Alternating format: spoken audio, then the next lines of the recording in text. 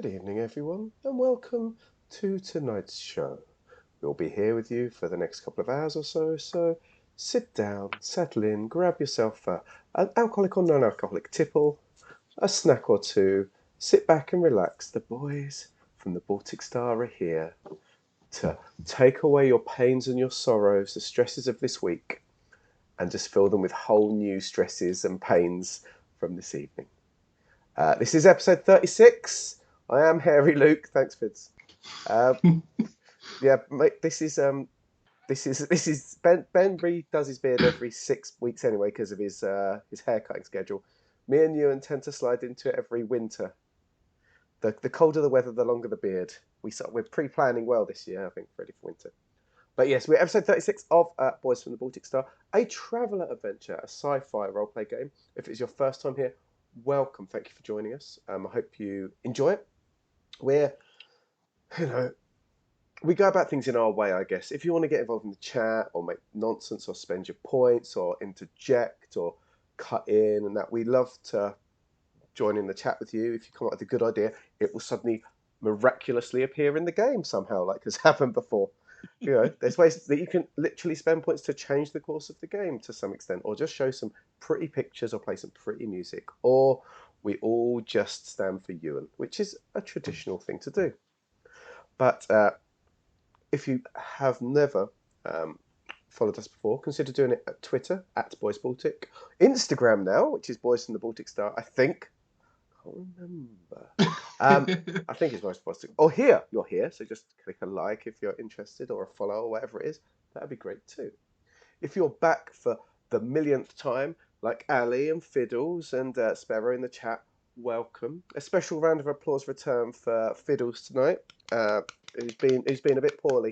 I say a bit. Has been poorly, and is back tonight, which is an absolute joy. See, you can see it in chat. Those that are here, there's a lot of love and joy going on among our crew. My name is Luke. I'm in the bottom corner. Hello. I've got my guns are slightly hidden today because we are in the winter. I'm still quite hot. Not that sort of hot, but definitely not that sort of hot. And modest. And modest. I'm hot and modest. And I'm in the bottom right, and I control Kara and Soraya. That is me. Two across from me, not that guy in the middle. We'll talk about him in a second. Two across in the orange, kind of like a faded version of me, a slightly faded background and a slightly faded t-shirt version. You like the sepia Luke is indeed the best of us all. It's all a ploy because that is Ewan, and he is the only one with a weight that you can spend points to stand for, so that says a lot. And he is my comrade, my friend, and he plays as Agnar, the fuzzy wuzzy Agnar, and Stefan. And we're going to do a reach here, fist bump. It's the awkward one.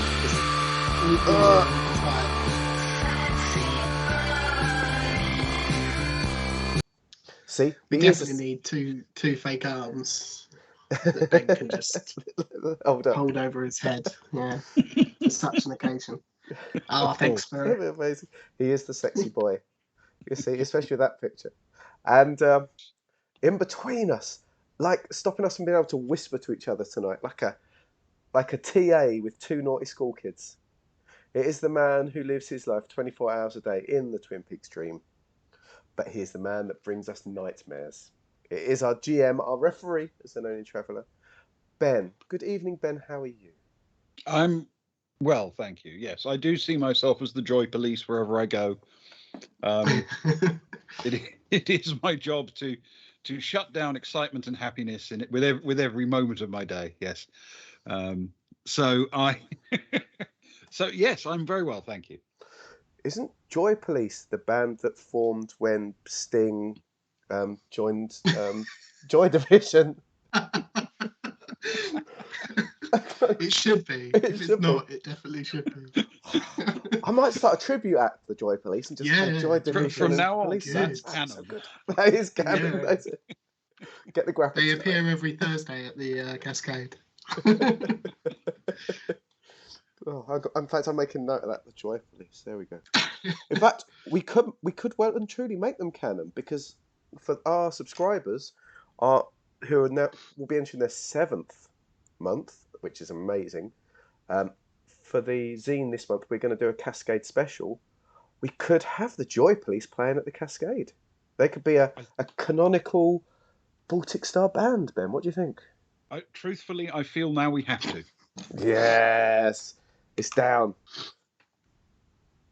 Every breath you take, love will tear us apart. Exactly right. So write it down so I don't forget when I'm doing the graphics over this week. How much do we have to mash the songs together to avoid copyright? Alternate every single word, not just the line after. Yeah. Cool. Anyway, Mr. Joy Police, where were we? Right. So, with all of the preamble done, it's time for the amble.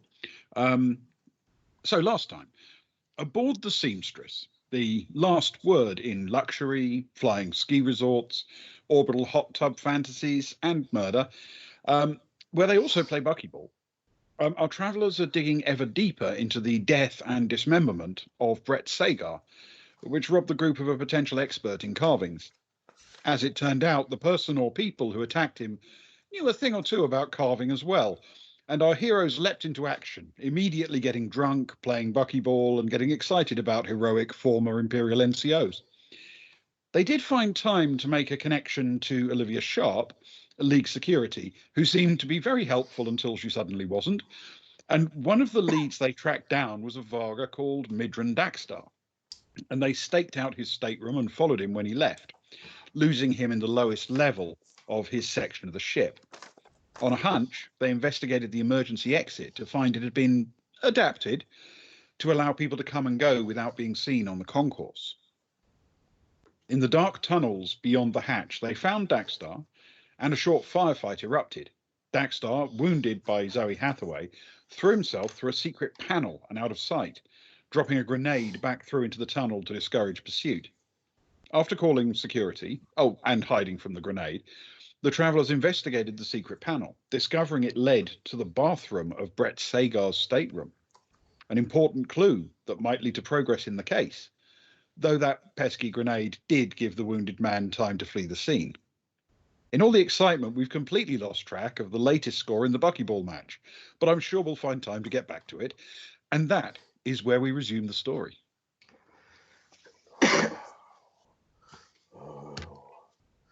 So there that is, Brett Sagar's apartment. I feel, Ewan, that we might need to warm our dice. So I'm going to put my Dice Rehab Zone sticker down, available at the Etsy store, or for those that hit their 6-month subscription. There we go.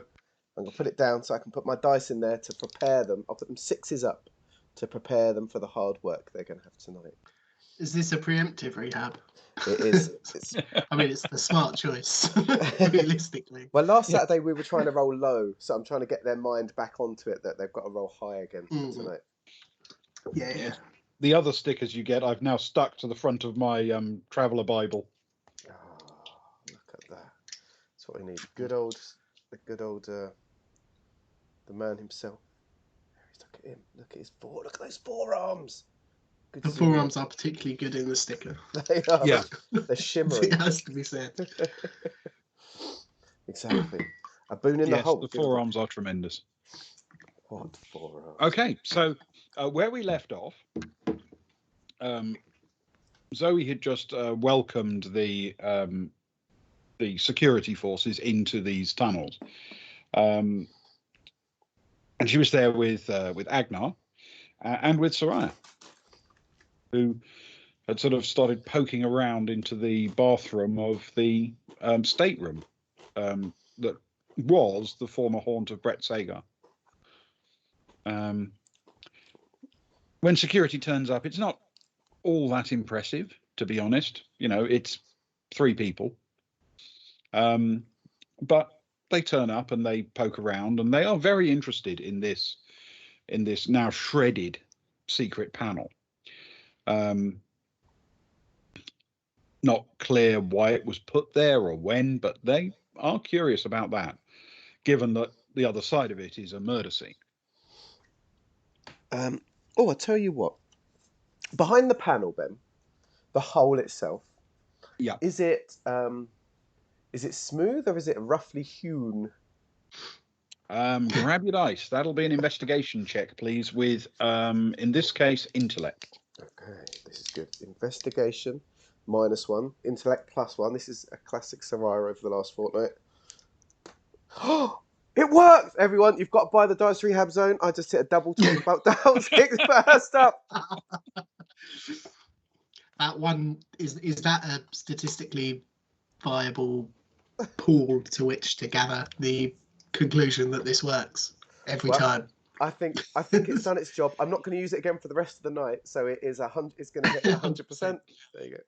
It has to be statistically significant because, well, Luke's a mathematician. Everything he does is statistically significant. He's more well informed than I am. That is for sure. A good way of putting it, Ben. Thank you. Everything I do is statistically significant. Thank you. Yeah. So you are a little bit like that statistician who's one of 2 survivors of a shipwreck, and he's bobbing around in the water with the other survivor, and then shortly after they're floating there, they see some sharks arrive, and the other guy looks really frightened. The statistician says, "Don't worry, I'm a statistician. You're more likely to be killed by a cow than a shark." Oh. Yeah. Anyway, sorry, that was a ridiculous digression. It was. But a worthy one. Where are these cows coming from? What? All of a sudden, the cow falls out the sky Yes. lands on the second guy. That's more likely to happen in Hitman, to be honest. Yeah. So yes, on investigation, and you're going basically through your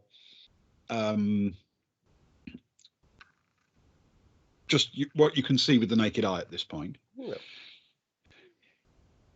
It looks as if it has been very, very precisely cut. It is very smooth edged, very square. It looks as if somebody has very precisely mounted a tool to do this job. Now this suggests to me, so which Survivor will say to Agnar. She'll also say, now when I poked my head around inside, there was tripod scrapings on the floor. Now, if they were precisely cutting it, that could have been whatever it was mounted on, which would suggest that it was cut from inside as a way out and sort of a way back and to and fro, back and fro, potentially. But on the footage, everyone's accounted for to and going, aren't they? The Varga certainly was, I believe, wasn't he? Or was he? The Varga was. He was only he was in there for 11 minutes, 12 minutes. That's all he was there for, 12 minutes. There was no one else heading away that had not previously headed towards. Only Brett Sager, but his body's been found dead. Though I suppose if you wanted to set up a way in and out without anybody becoming suspicious, and you knew that somebody was going to look at the camera footage, you'd want to be seen arriving and leaving, and then you could use that for future to like sneak in, access, cut up his body, pull him out without anyone seeing. Pull him out, plant some little boxes that let off DNA, yes. Destroyed other DNA. Yes. Now, the question is, I know what I was going to ask.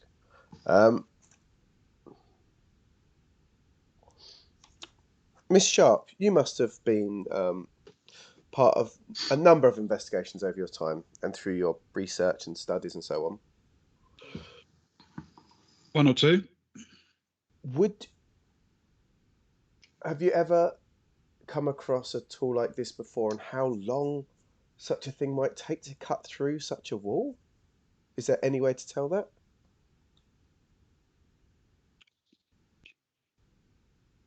We can get the experts on it, of course, but I know of situations in which such things have been done.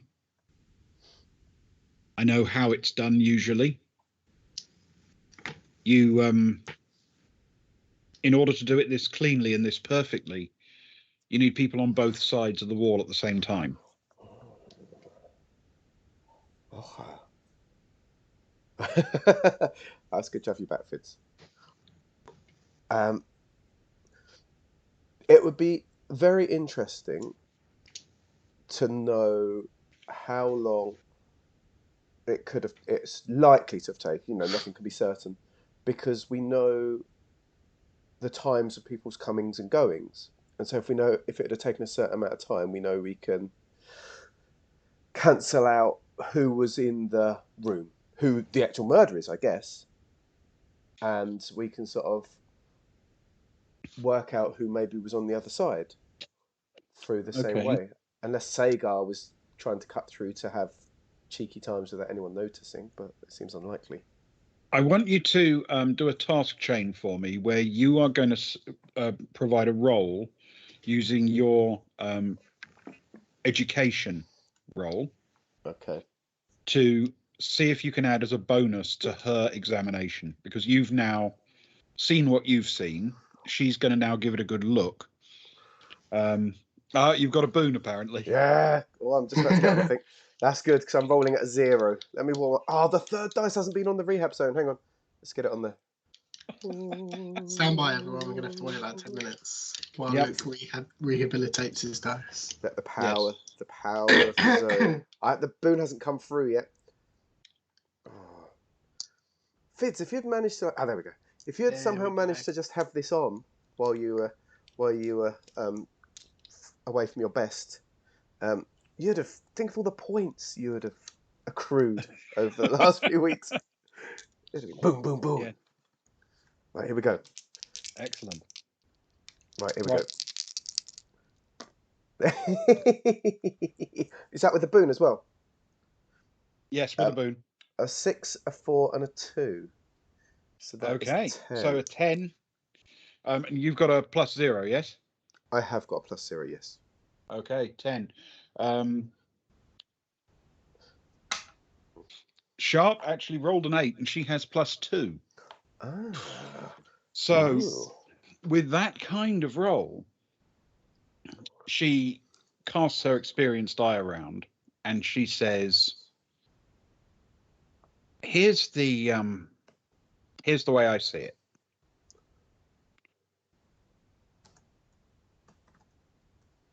You have someone on the inside stick a tracker onto a specific location on the wall here. Someone on the outside moves through the tunnels until they can identify the exact other side of that partition.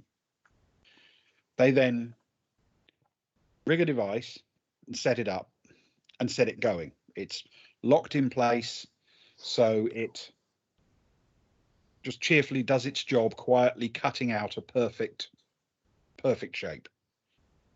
Once it's done, you can move the device out of the way and take the panel out, and then quite simply, I mean, you could use almost anything because it's such a fine, perfect, almost molecule level cut.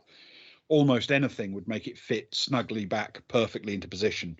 You don't need anything more ambitious than some sticky tape, really, do you? Just to hinge it at the top.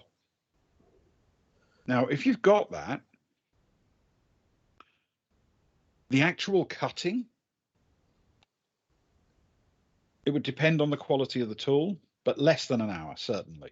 Probably a lot less. Actually setting it all up once you've found the location might take an hour or so. So let's say all in, certainly it would be doable in 90 minutes, maybe an hour, is my guess. All in. Okay. Let me check. Looking at our times, Ewan. The following people spent the following amount of time down that corridor. I've lost it. Oh no. Oh, that's Ulrich. I've got it in front of me if you need any reminders. Okay, I've got it back. It's okay, thank you. Right. Brett Sagar's dead. I think we can, unless it was a really cleverly thought out insurance scam and a way to get off his ship, his lifelong ship, which is actually possible, but his body's been found chopped into 6, so it might have gone wrong. We can count him out. Alma Kennedy was in for about half an hour. Yeah. The Varga was in for 15 minutes. Yeah.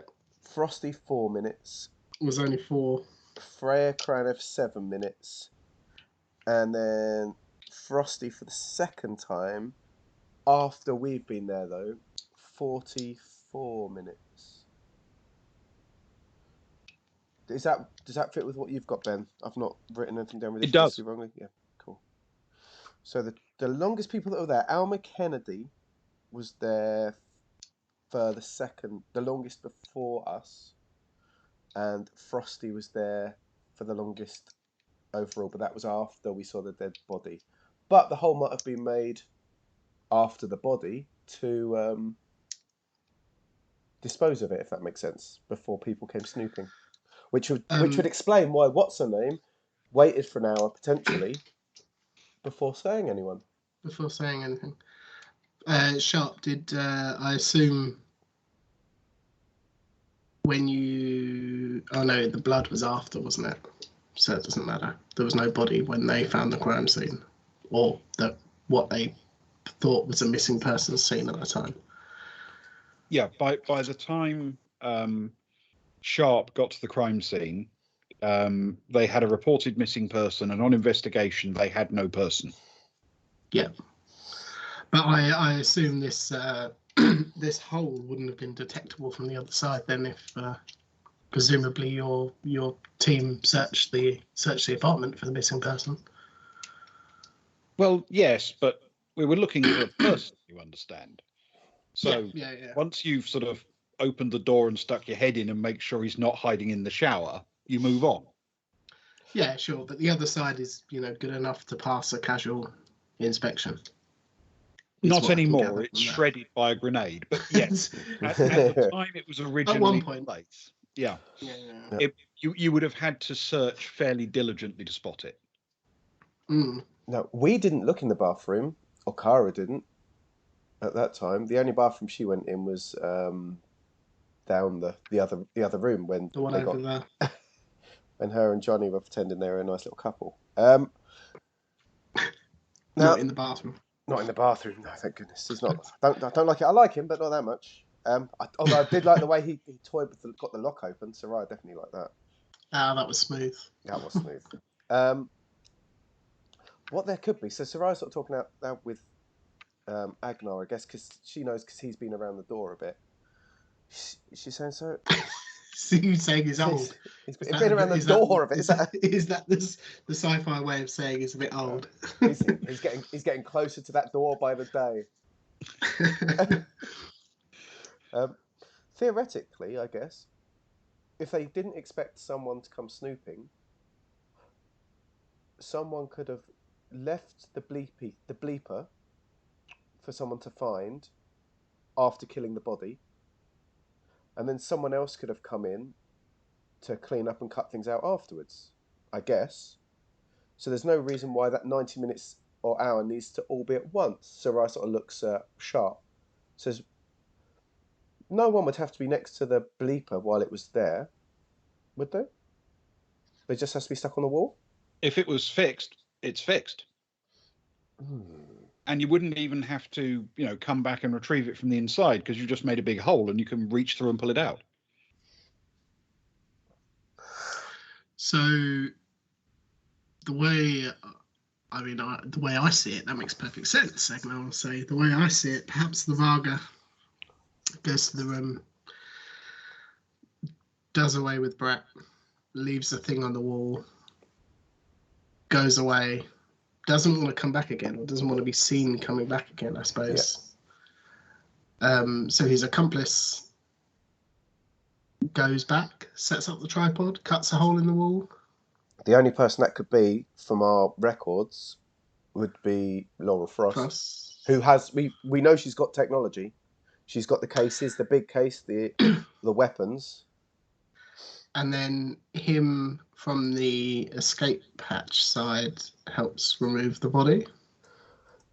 Yes. So it means there's got to be someone else involved with the hatch side.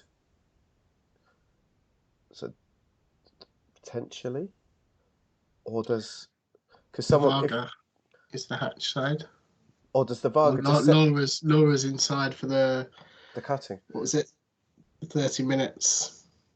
Now, does the Varga just set up the bleeper and then go downstairs with the tracker and find it from the other side with Laura Frost coming in because she's the specialist? You know, because you need someone each side. Perhaps. Sharp, can you have you got footage of the entrance to these escape pods? The doorway back there, or the doorway we're standing at? Are there any cameras nearby?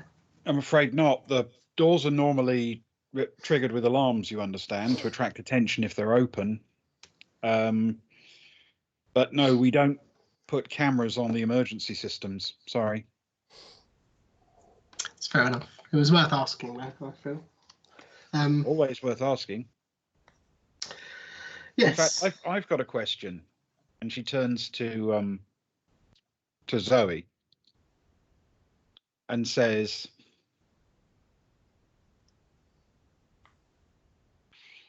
what she says is, I need to know something.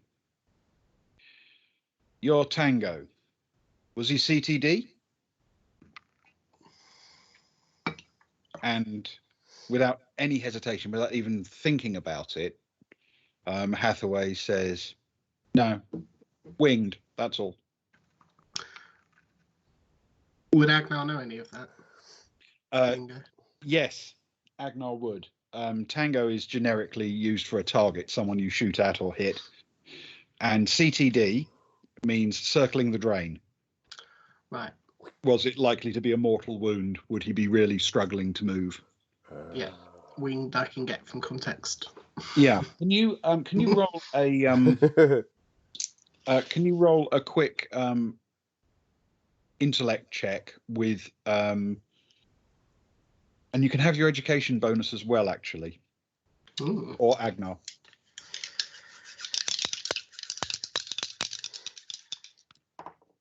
That's a 7 plus 2. It's a 9. Okay, a 9. You notice immediately after she's responded that Hathaway kind of winces and looks disappointed in herself, and Sharp looks a little smug.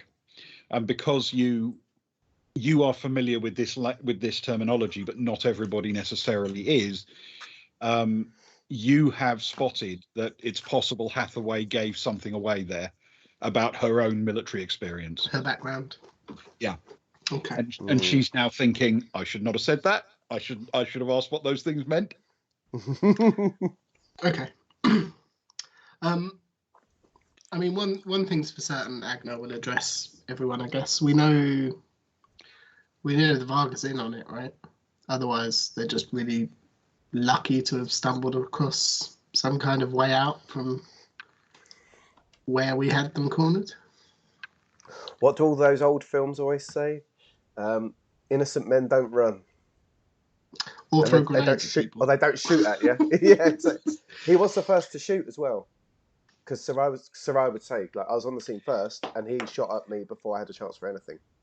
Yeah, it's true. I mean, I think he clocked us. Agnar will say to Sharp, because I guess we might have filled her in on this, but if we haven't, he might have clocked us waiting around outside his room. But we noticed, or Johnny told us that, or Zoe and Johnny told us that he didn't go straight up to the promenade. He took the lift down to here, which I guess was his escape route. So he was definitely running from the start.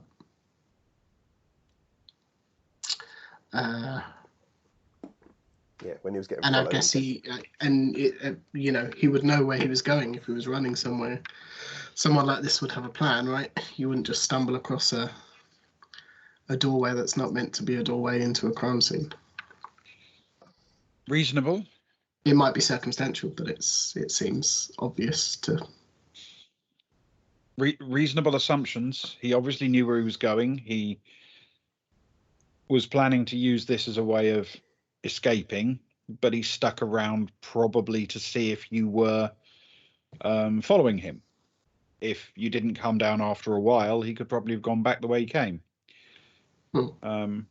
Once you found him, he may not have realized how many of you there were. Figured if there was just one of you, perhaps he could kill you quick and quiet. When he discovers there are more of you, maybe he moves to a different plan. But he's wounded before he escapes. So he may be trackable. I mean, wounded people running around on the concourse might be noticeable. They might turn up on cameras and be easy to spot. You never know. Unless he's got another escape route somewhere that we don't know about. How easy is it to bolt a door from inside and then not be in that room?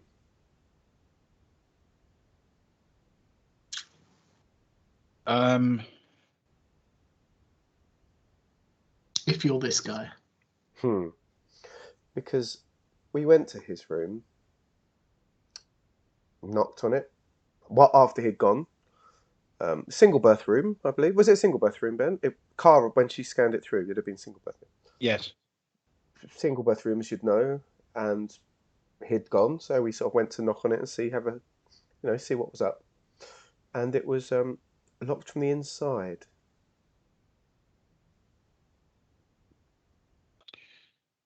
In principle, I can't think of how you'd do that without someone being in the room. But I would have argued until today that I'd have seen everyone coming and going from this stateroom on the camera. I would have argued that there was no easy way to smuggle the body away, so he might have had to be killed somewhere else. I would have argued all sorts of things. But right now, I'm having to guess again a few of my assumptions. Can you is it possible to pull up from the schematics? I mean, I'm assuming here I'm not an architect, but if there's one of these leading into Brett Sagar's room, is it likely that there would be a position in this corridor that would lead into the Vargas room, where a similar device could have been set up? Good question. I don't know. I mean, these aren't things these aren't companion ways that we put in, you understand. So I guess you'd have to get lucky that there was a straight connection on the other side of the panel. I just don't know how many rooms have such a thing. Have you got someone to check? Yeah, that might be useful, maybe. Okay, I will. Yeah, I will pass it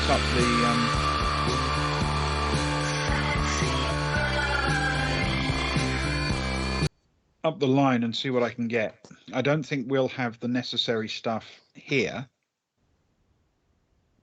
You never know. We've got some experts on board.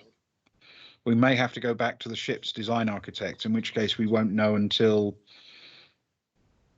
well, it could be weeks. Is it worth, Sora says to sort of Agnar, being less military and strategically focused, but a bit handy, if that makes sense? Is it worth sending some security around these sort of places and looking to see if there's other holes for this kind of travelling around? Just physically having a nose around. Maybe they've created, because if there's another one into another room, that could literally be their route to and fro without being seen. Like if a body was cut into 6 pieces and transported, it's still quite a chunky thing, still quite a heavy thing. So would it be easier if they could do that sort of out of sight of people?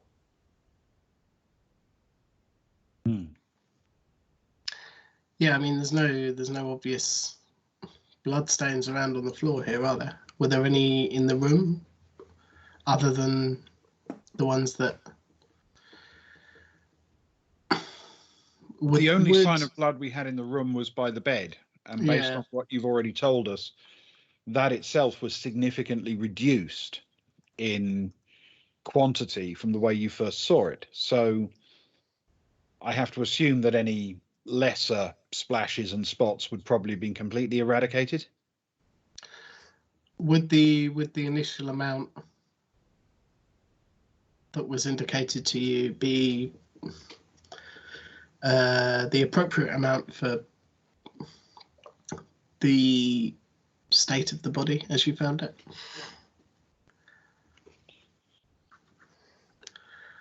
So, because there's certainly none.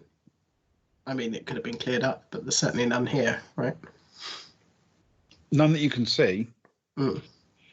We'll get the experts back in, of course, to do a quick scan, see what's going on. But it may be that what we're going to have to do is get security personnel into every single set of emergency exit tunnels over the whole ship and look for other panel cuts like this one. And that's going to be a problem because there are thousands of these emergency tunnels, and it'll take a while to search them all. Theoretically, if we gave some names, could you look for, would you know how, what wall in these places leads to a certain room? I know it's all twisty turning, you lose yourself quite easily, but as security, if we said our apartment, would you know which, where the wall would back onto? Well, it looks as if you couldn't use the emergency exit from the same group as your apartment. You'd have to use one of the ones neighboring it so that its security access lines up with the gaps between the apartments of the unit next door in order to get to the hull. Mm. It might take us a while to actually find the right one for each apartment, but we could at least narrow it down to maybe 1, 2, maybe 3 at the worst sets of tunnels to examine. Could we not shortcut a little bit here and just test all the doors and see which ones alarms still work? I would assume that the ones with working alarms aren't being used for nefarious means. That's a very, very good point. Perhaps.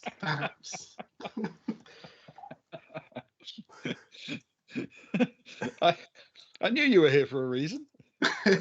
Agnar brushes off his blazer jacket. Okay. Yeah, that would certainly, well, it might help to winnow it down, definitely. So that would mean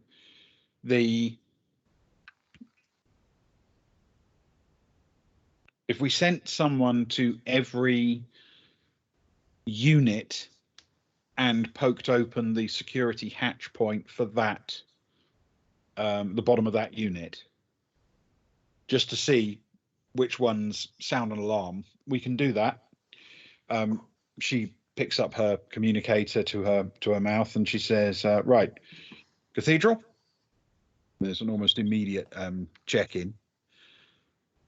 I want you to announce that we're going to be testing the emergency exit alarms across the whole ship. And then start detailing security people to head down and yank open every main exit at the end of every accommodation unit. And what we're looking for is anywhere the alarms don't go off. And there's an immediate response from Cathedral saying, is it just me? But that sounds like something we should probably be doing anyway. Regular checks, Save lives. and the response, comes back saying, yes, but leaving that aside for the moment, organize it, right? And she signs off. In the meantime, it's a massive ship, isn't it? There's no point in looking for this person until we know where they're likely to be, I guess. But we can certainly give you a better description, I would imagine, than the security footage that you've currently got. And Agnar will reel off his best description of the Varga. All right. So we need to find a wounded Varga who's running about the ship somewhere or has gone to ground somewhere. We need to identify any other locations where a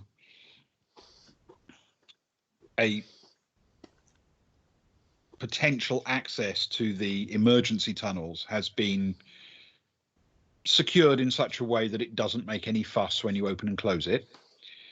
And then once we've found those, we've got to go through and carefully examine each and every one of them to find out if any of them have panels cut away or if they're used for other reasons. Okay. Let's start doing it. There are a lot to search, but I'll get started on the security tapes, see if I can spot a Varga. We've already told everyone to keep an eye open for any wounded people. And once again, security staff usually do that kind of automatically. Just like they test the emergency escape hatches. Exactly. In like Agnar all yeah. week. That's right. We look for injured passengers. We test the emergency hatches, and we clear the urine out of the hot tubs. That's what we do. Yeah. I told you not to relax so much when you're in the hot tub, Agnar. We did put up a sign, no piscine in the piscine. Exactly. If you could see a Varga blush. Oh, that sounds like a good cocktail. Can someone come up with a Varga blush, please? The Varga blush. Fids and Len are quite good at these. That is a good cocktail. A Varga blush, please.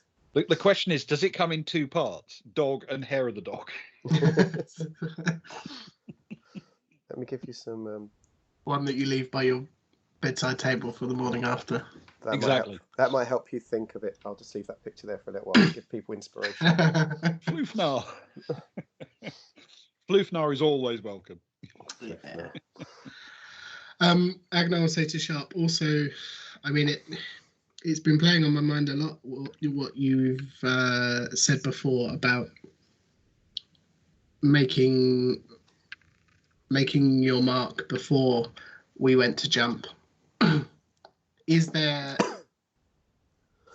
any physical way that somebody could get off this ship once we made the jump? Not and survive it. No. Okay, that's fine. I assume then something came up that scuppered their plans, or that they had enough confidence to think that they could survive the week's jump. Well, I still think you are actually the reason. Just so you know. The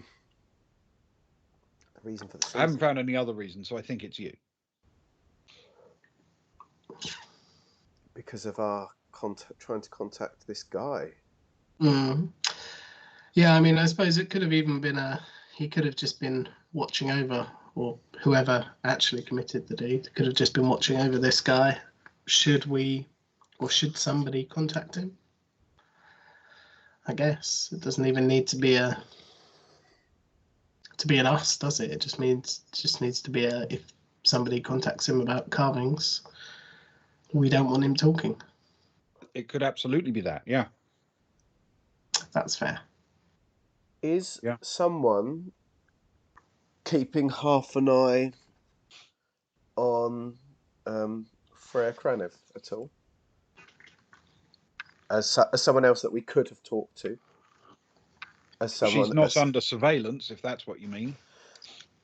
I mean, bear in mind, she's a witness who also reported the man missing. She reported him an hour after we told her.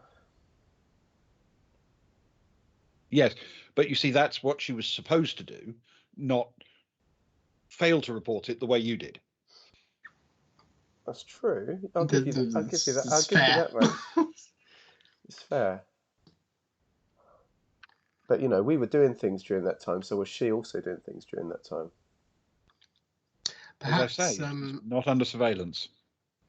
how about Laura Frost? I mean, there's a hand. All I think my esteemed colleague here was saying is that there's a handful of people, Brunch, who are connected by name. This isn't all. This isn't a pint of mimosa, sadly. It was. Perhaps it's worth putting one person on each of them. We have been looking for Laura Frost, certainly. She is a person of interest. We have reason to believe that she is connected in possibly a very negative way with the crime. However, we have been unable to locate her. Ooh. Soraya, I don't know if you know this. I can't remember who does know this, but was it Laura Frost that we saw meeting with March Temple? Frosty. Oh, bear with me. That's a way ago. Was she, Ben? That saves me 30 pages. Laura Frost was meeting with Freya Kranev. Freya Kranev, yes. Right, yeah. We sorry, know, and Sharp was that. meeting with March Sharp Temple. met with March Temple. Yeah, okay. Ignore that comment then. The first part of that comment. That's human. That first part of comment was very good. All humans look the same to you, I know, but but it was Freya Kranev, dear Agnar, who was meeting with a Frosty. Which presumably we've told you, Sharp. Someone's told you, right? I mean, we saw this a day ago, day and a half ago, maybe. I am aware that the two spoke, but again, we don't have Frost and sure and Kranev. We don't have anything to hold her on. Perhaps not necessarily hold her, but if you were to monitor her movements, maybe Frost would try and reach out to her again if Frost felt as though she was in a dire situation.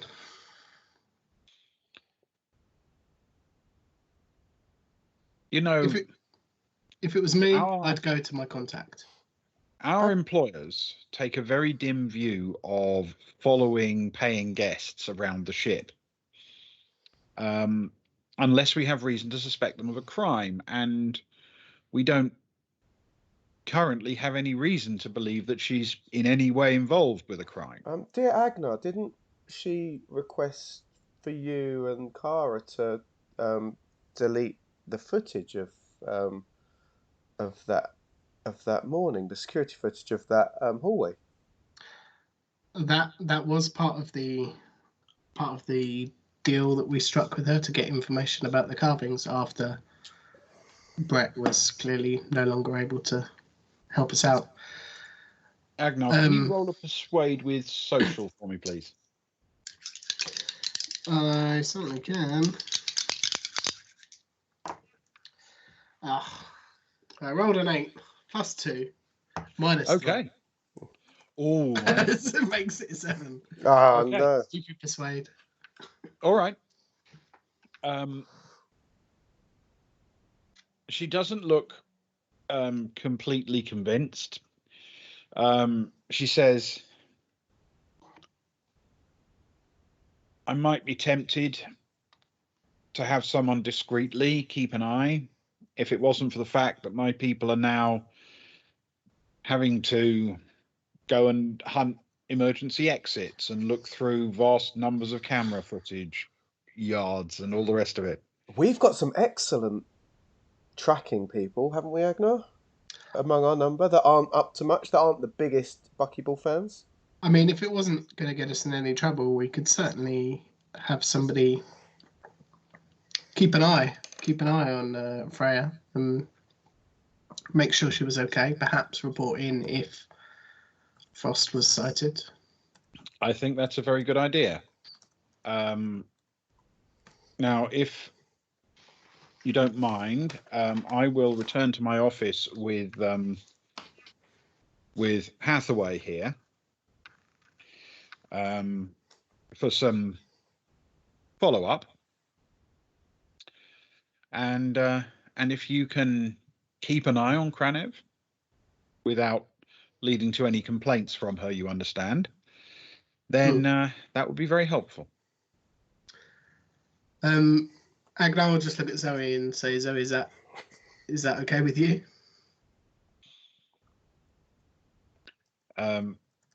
Zoe sort of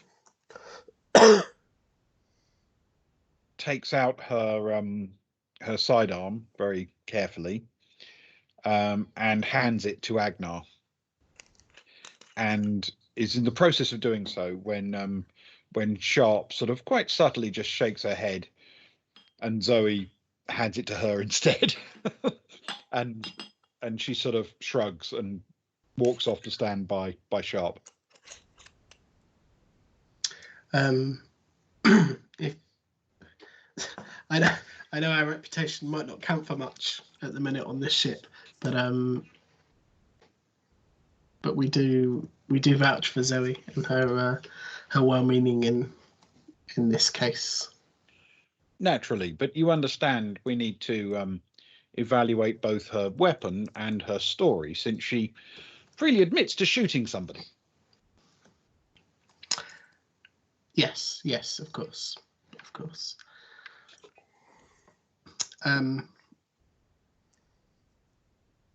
Well then, Zoe, you know where we are if you need anything. And of course, you know where we are if you need any further statement, Sharp. As we say, the man fired first,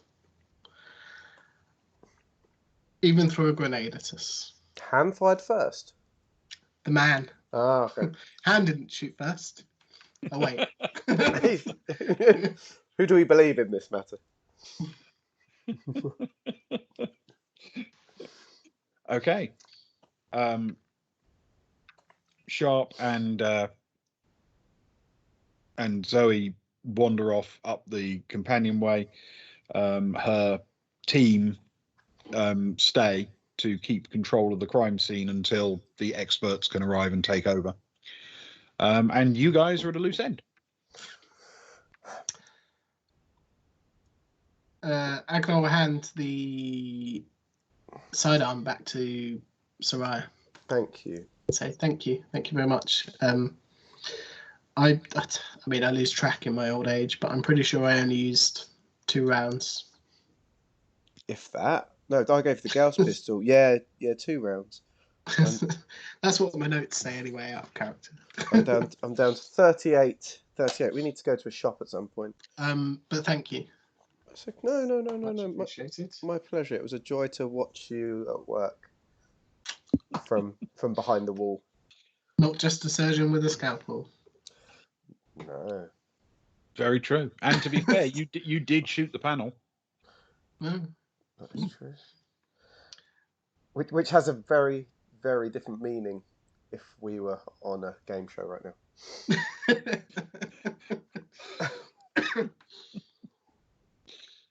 Well, yes, indeed. That is true. Right. Do we get some of our super trackers to hunt down Kranev? Yeah, who do you want to... I mean, I suppose we should call off Johnny from upstairs, because chances are the Varga's not taking the lift back up. Well, he might have done. Well, I mean, if he was going to from Brett's room, we probably would have heard something by now, I guess. I think he's going to ground, isn't he? I think Johnny's around. Rose is local as well. Maybe the two of them could grab a bite to eat and then have a wander around between them and see what they can see. They're both quite streetwise characters, aren't they? Let's face it, with their backgrounds. So Yeah, they'll be good we with could. good with faces, good with sort of descriptions and that. The two of them. Well, Yeah, definitely. Do you wanna? We, in fact, if there's nobody doing anything in particular, we could just put out an ATV. an APV to all of our colleagues. We could possibly go check out that locked door. Ooh. Chances are somebody could have fled by now, but chances are we might not get anywhere. It might remain locked as it did before, but It's on the way seeing as past we're anyway. we're at a bit of a loss. We can swing past there, and then I think it must be about brunch time. Is it Brunch afternoon? o'clock. Afternoon brunch, I believe it is. Second brunch. A second brunch, yeah. Second brunch. Second brunch. Yep. Okay, let's do it. Let's put out. So, Sarah sends out a message to everyone saying, "Hey, this is Soraya. Hope you're all doing well, having a good day. Had an interesting lunchtime. This is the last time I leave the stands. Big up to you all. I hope things are good." Then she accidentally hits send by mistake, and then she has to send another one that says, old Agnar and I were just wondering. Time for brunch. Oh no, we've got a drink for brunch as well. Brunch.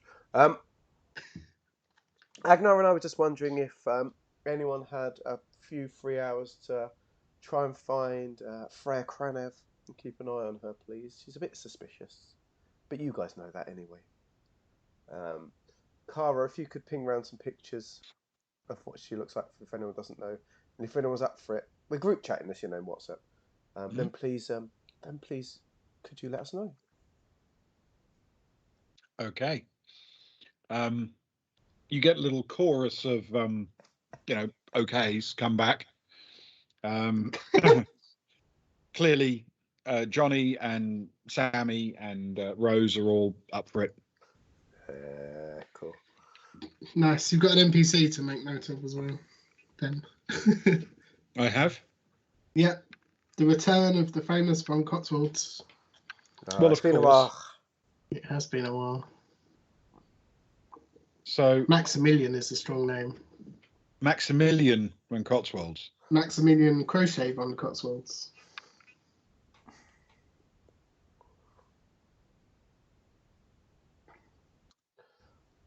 Ben's got to be foggy, especially when he goes from a cold to warm temperature very quickly.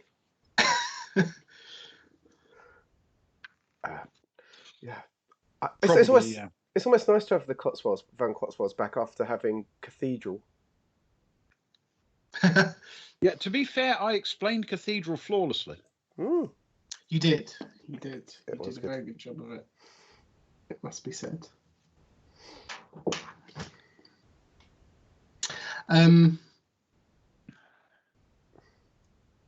Right. So, is there anything else we want to do here? I mean,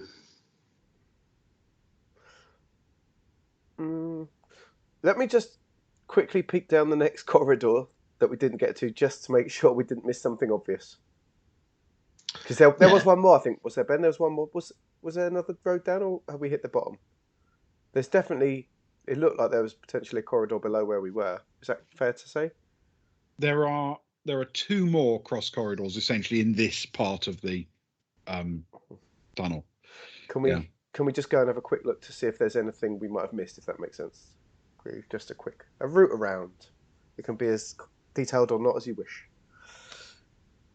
Yes, absolutely. And I admire a good insult, Sparrow. Well done. Ah.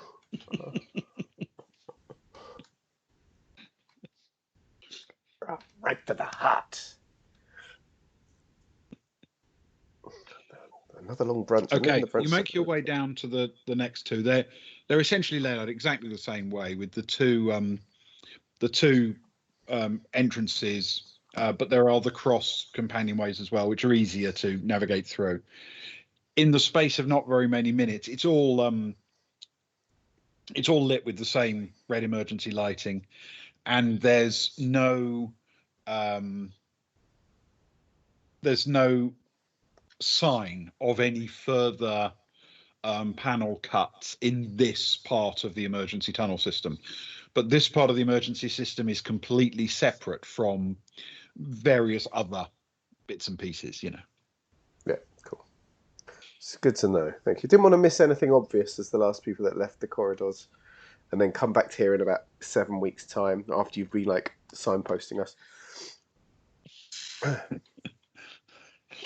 Yes. No, there doesn't appear to be anything else in particular to see. There's nothing over here, raggers.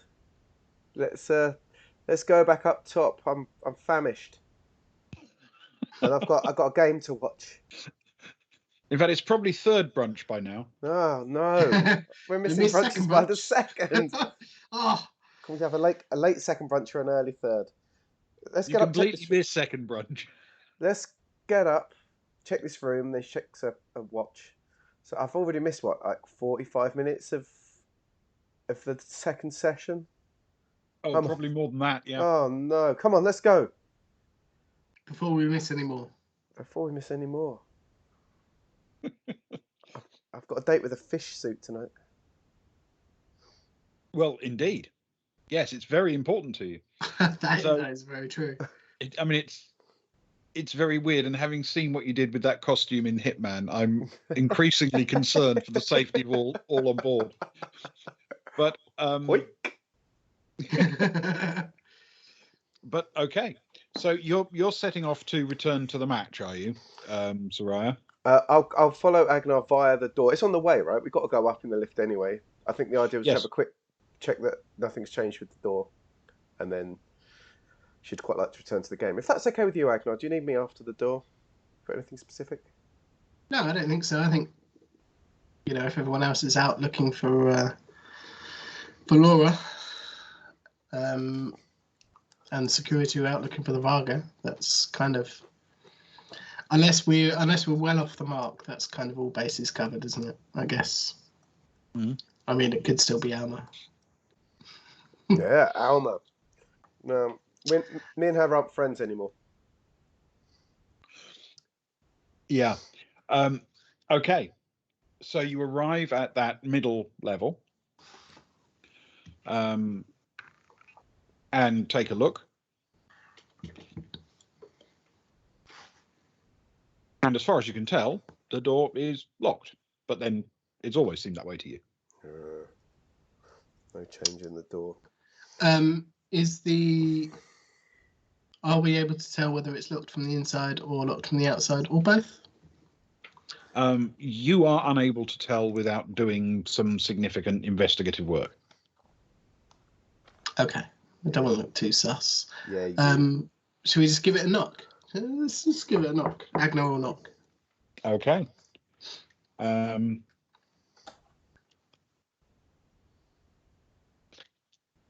do no response. Like, okay.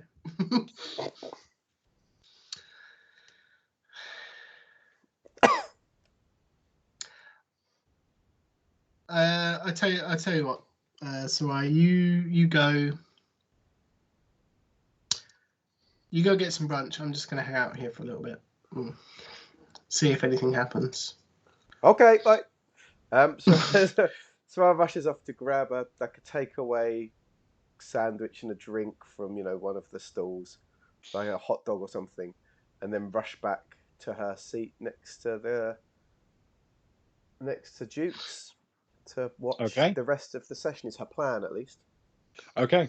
You arrive there in time for about the midway point, I would guess, of the second session. Yeah. Okay, that sounds good to me. All right. And Agnar? Agnar will pull up on that bench in sight of the door that we were sitting at before. Okay. And he'll probably just be scrolling through his device, pretending to read something whilst keeping an eye on the door, and secretly hoping that Soraya has gone off to get some brunch and bring some back for him. You know that thing in the back of your mind where you're like, oh, she'll be back any minute now. And then it never happens. Well, of course it won't happen. Soraya is entirely engrossed now on the buckyball match. Yeah. But he's just going to keep an eye on the door for a his, few hours, I guess. his little tummy rumbling. Yeah. His lips a bit dry. Okay. It's about an hour or so before you get a check-in from Rose. And Rose has indeed got Freya Kranev in sight. Oh, Rose. Rose. MVP. I love Rose. I miss And Rose.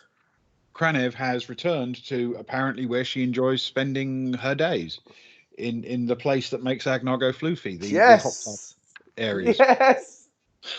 To the floofy areas. That's a clip. Ah. Agnar's floofy areas. We gave out a description, didn't we, of Laura? Because that's who we're really after, isn't it? Potentially. Yes. Although both of them could be useful. Yeah. Okay, brilliant. Okay. And it is about, I don't know, just a few minutes later than that, you get a little update from Sharp saying, first of all, she's done with Zoe. And secondly, that her team did spot the fleeing Varga, Dagstar, as he left the unit. He disappeared into the crowds on the concourse. But as they started to thin, as play resumed after lunch, because obviously they, the crowds were only of interest for, only away for that period of time. He seemed to disappear with them. He may have found a place to hide, and they have lost sight of him in the crowds. They're keeping an eye open, of course, but they don't actually know where he is at the moment.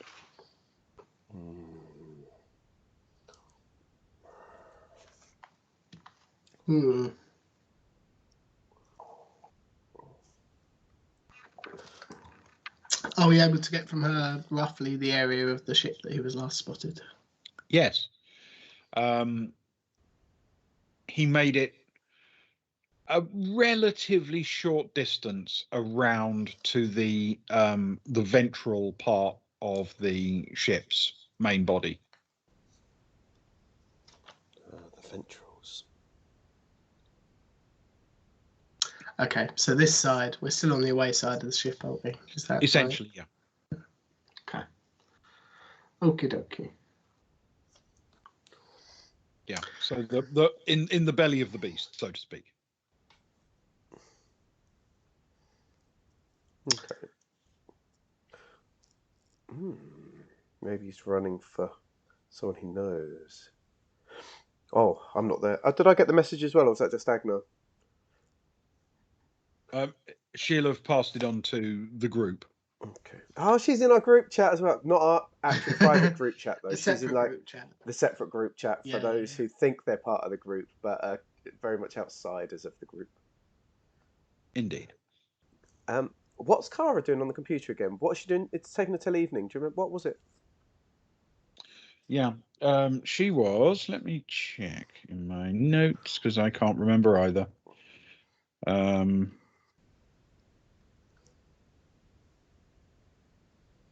was something that was taking her out until later in the day. I can't remember. I don't think I have it down. I'm sorry. That's okay. I'm trying to work out the last thing I've got her down as doing was she checked up July Cathedral, who's a League security, but nothing special. There's no shenanigan type files about her. Then she found footage for the Varga, and then switched to the did that. And I've got nothing else after that, but I'm sure there's something for the evening. I'll stay quiet on it for a bit. I'll have a flick through my notes just in case, because I do feel there was something.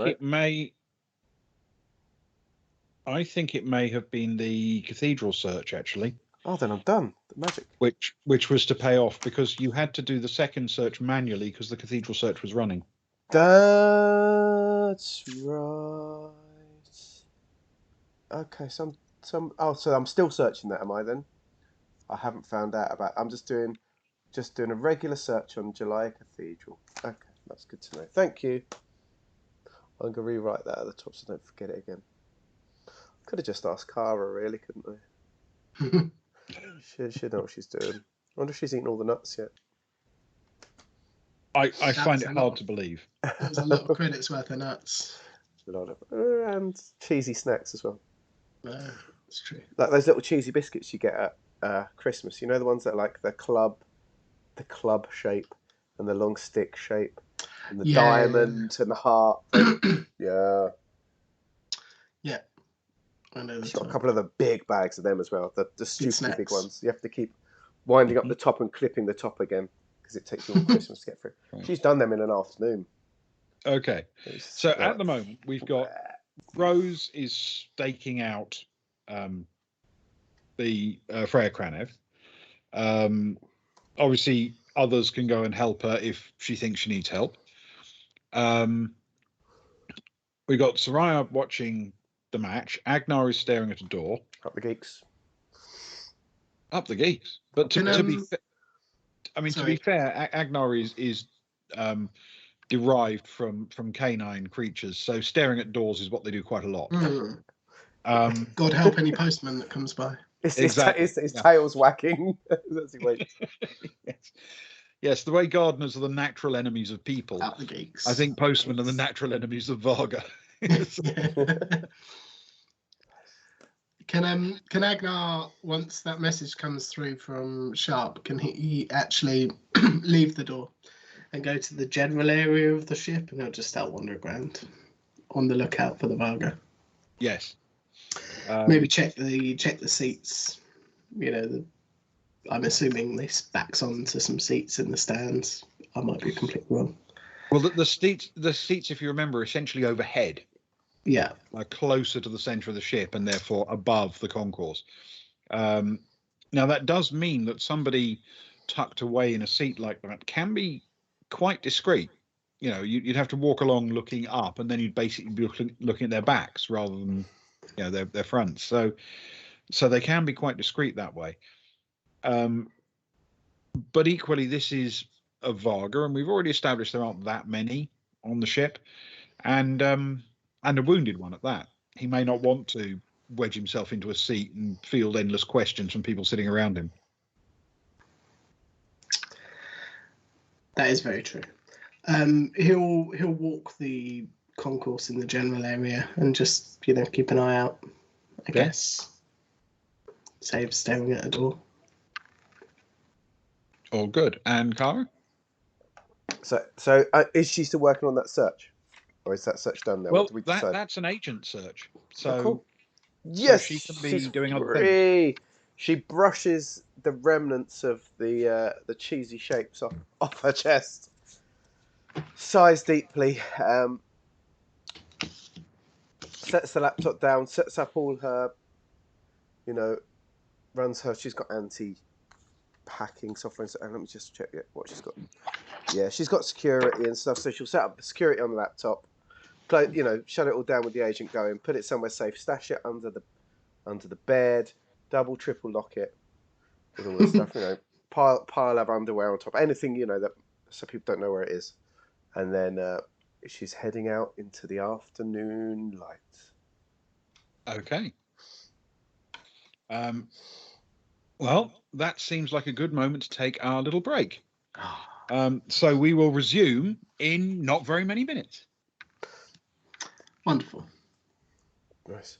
Oh, Fids, were you here talking about an empty tampon box? Were you here when I used this? You were, because I asked you the science of using a sanitary towel to pick something up without leaving my fingerprints. We had a big discussion. We had a big discussion about this, me and Fids, actually. It was really helpful, actually. Thank you. You were my consultant. You're my sanitary consultant. It's good to have one of those in a thread. I feel quite happy to have that. Right, 5 minutes, Ben. 5 minutes, Ewan. Brilliant. Cool. Right. Sounds good. Sounds good. Yeah, I'm not very good with the awkward girly stuff. Right, everyone, 5 minutes. Then we'll come back. We'll have a toast and we'll carry on with whatever happens in the afternoon. Let me click the right things. Hang on. This doesn't happen now, but the music will. So let's get the music playing anyway. The music's playing. Hopefully you can hear the music. So that's happening. Then we'll click that thing, which is the break thing. But we also need to get rid of these things. All these professional people have it all clicked to one thing, but that's cool. Let's get rid of Agnar. Not actually get rid of Agnar. We could stream this as like a tutorial video. I may have said that before. Spez, Yeah, what are you gifting subs? Sorry, Ewan. Spez is gifting 5 subs. Ah, Sparrow. A Spider Queen law. She's good. I'll send some. She'll take stuff. John will take stuff, so that's good. So you know these. Right. He's from last, isn't he? And Id Visions. Id Visions, that's good. They're random, aren't they? But they're people that are around. If Tyrolean or some old pirate is on at the minute, I will be messaging you in a bit if you want free zines and stuff. Sorry, Spence. No, that's okay, man. So I think there's some good stuff. Id Visions get money from and that might trigger his third one, because I get to send his first one. That'd be really cool. Right, let's come back. Trying to sneak out the subs. You don't sneak out when subs are happening. You celebrate it. We're going now anyway. Okay, we're done. You're done. Music's on. I'm not here.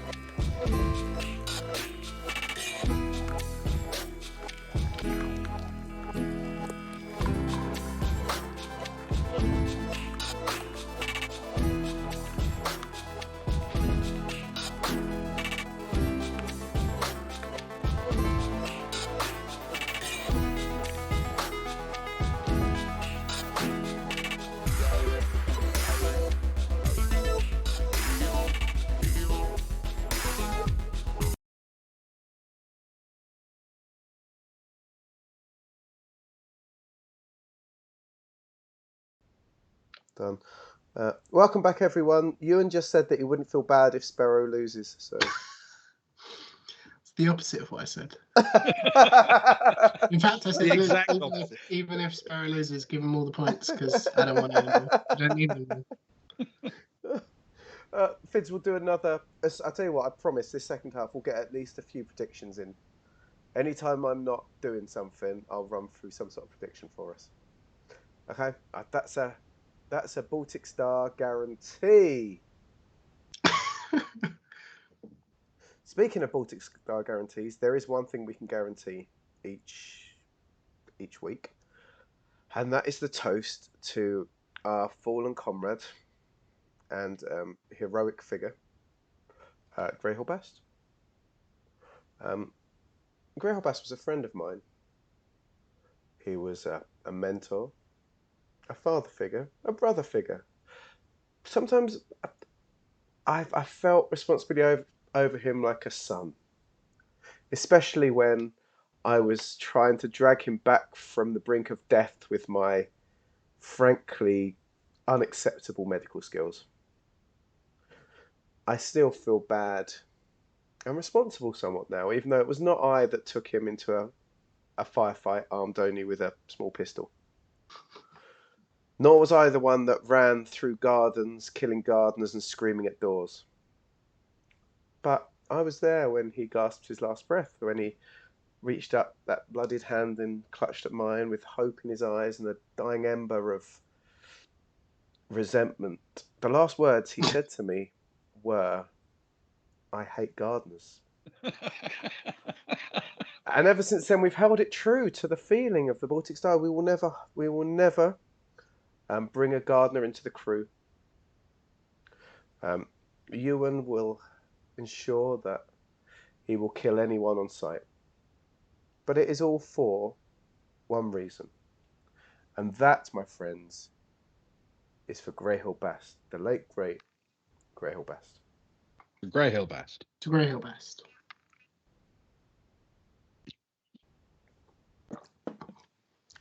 Oh, that's quite nice. That. Can you say that after a toast of And death? to Grey Hill Sparrow. And to Grey Hill. Okay, let's get those main bars back again. Excellent. So. And to Grey Hill Alley. And to Grey Hill.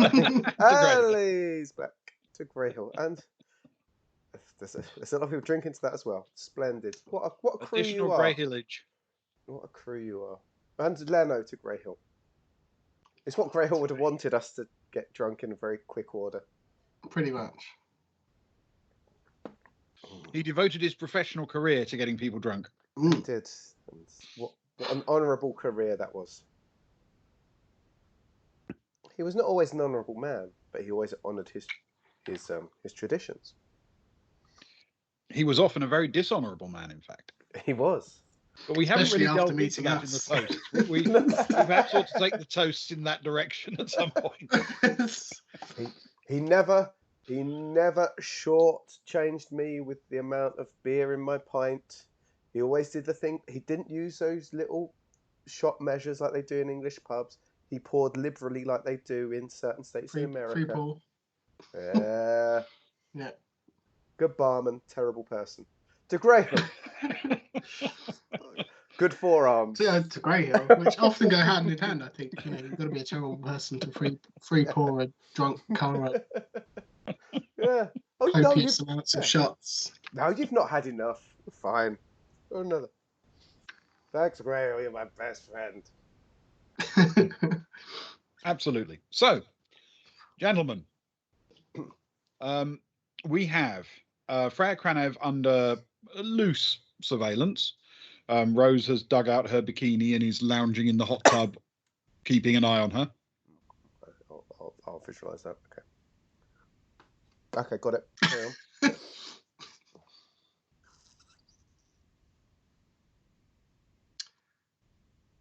Oh wait, is Ben still visualising it? So I thought there was going to be more. I thought there was going to be more. I think that's it, Nick. I think that's it. That's all Ben wanted to talk about. There will That's be a all she pause wrote. while we visualise Rose in her bikini. I like that.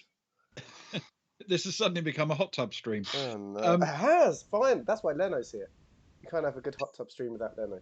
You can't have a good hot tub stream without any hot tubs. 'Tis true. With Johnny sort of off the hook, he's decided to, meander about and maybe take in a bit of skiing or something. So, what are the rest of you up for? Oh, good old Johnny. We know Soraya's busy. Oh, And we know Agnar is busy because he is watching a door like a hawk. In fact, like a Varga.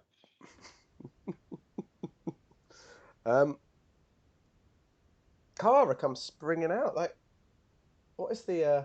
I think I've used this tune before, but I'm going to use it again. Is it from Peach and the Wolf? That sounds like Peer Gynt. I don't know what it's from. Not Peter in the Wolf. That sounds like Peer Gynt. Yeah, that sounds good. But that as she sort of comes out of the door, opens it, blinks her eyes a few times from the darkness and all the cyberpunky IT stuff going on inside.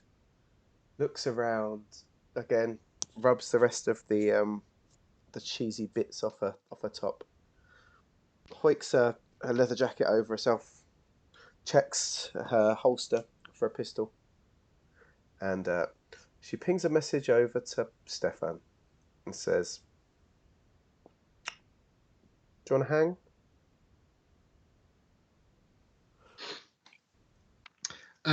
Stefan will reply back with where are you? Just left the apartment. I can meet you. I can meet you by Duke's. That's nearby, isn't it, to us? I can meet you by Duke's if you're nearby. Sorry, I'm a bit busy at the minute. He'll send back. And then she gets a tap on her shoulder.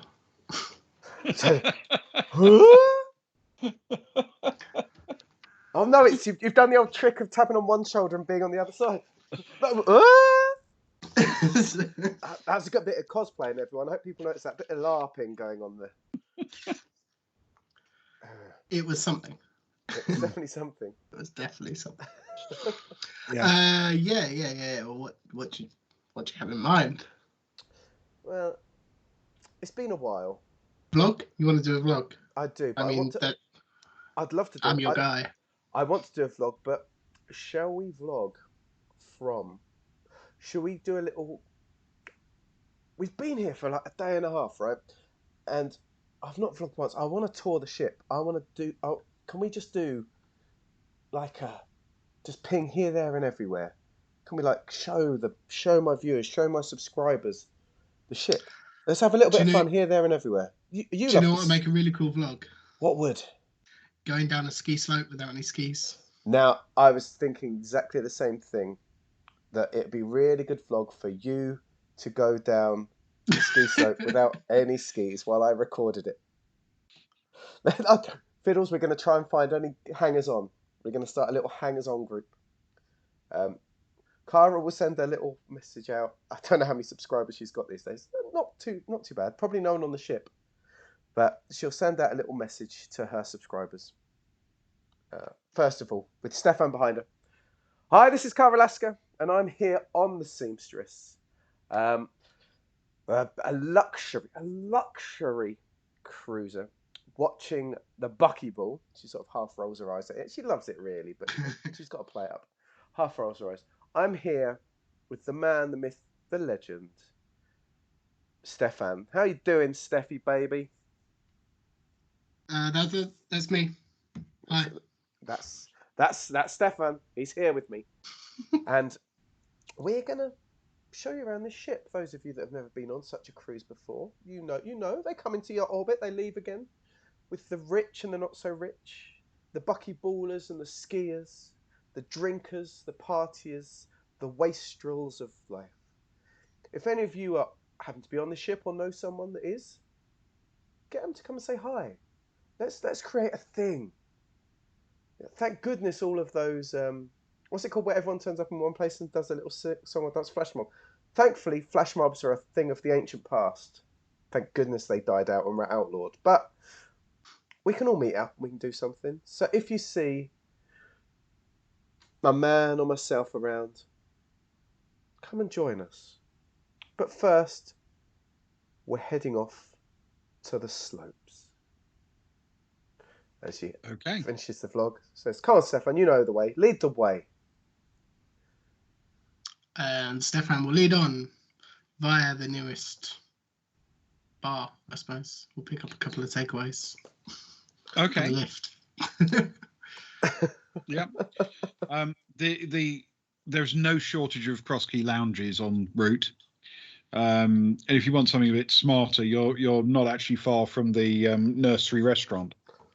The nursery restaurant. Oh, I like this. This is a new one. I mean, I'm not thinking smart, Cara, but if you're interested. She looks herself up and down. She's still very much in like cargo pants and like her jacket. She's like, yeah, but it's a lifestyle blog in part, isn't it? It's true. Well, why don't we? Sure, why not? Let's give them a chance to. Let's grab something. Give them the chance to introduce themselves on the vlog. Maybe get themselves a little bit of extra, kudos. I mean, you've got to tease people into the skiing. You bring it up, and people will watch whatever you do until you throw yourself down the ski slope. That's how it works, right? Yeah, you've got to tease. That is definitely the way of vlogging, dear friend. We keep saying it's going to happen, and then it happens the next video, but it doesn't. We're at the top of the slope the next video, but then it doesn't because something happens, and then eventually. What is it called? The nursery what? Sorry, Ben. The nursery restaurant. Okay, I don't want to get it wrong. Okay.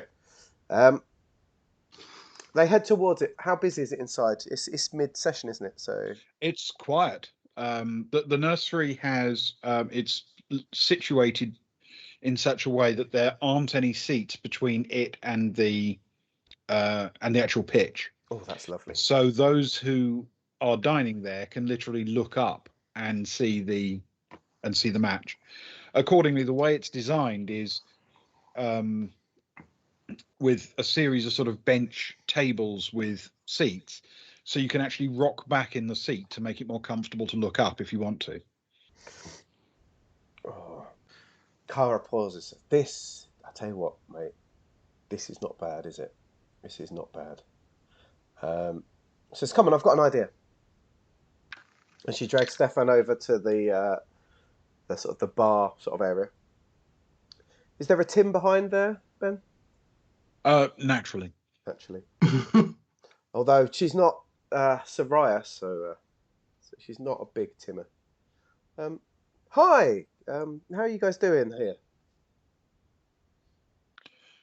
Very well, thank you. Can I help you with something? You can. We were looking. Do you do Do you have anyone who works here by the name of Tim? It's a double Tim as well. Double Tim. A strong Tim. double Tim. Tim. Strong double Tim. A metamind Tim, nonetheless. What's the matter about Tim? Any Tims here?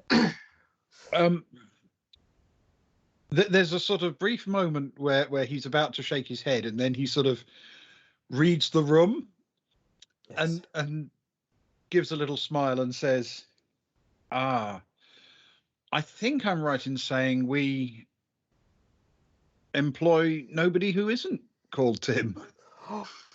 Oh, I have.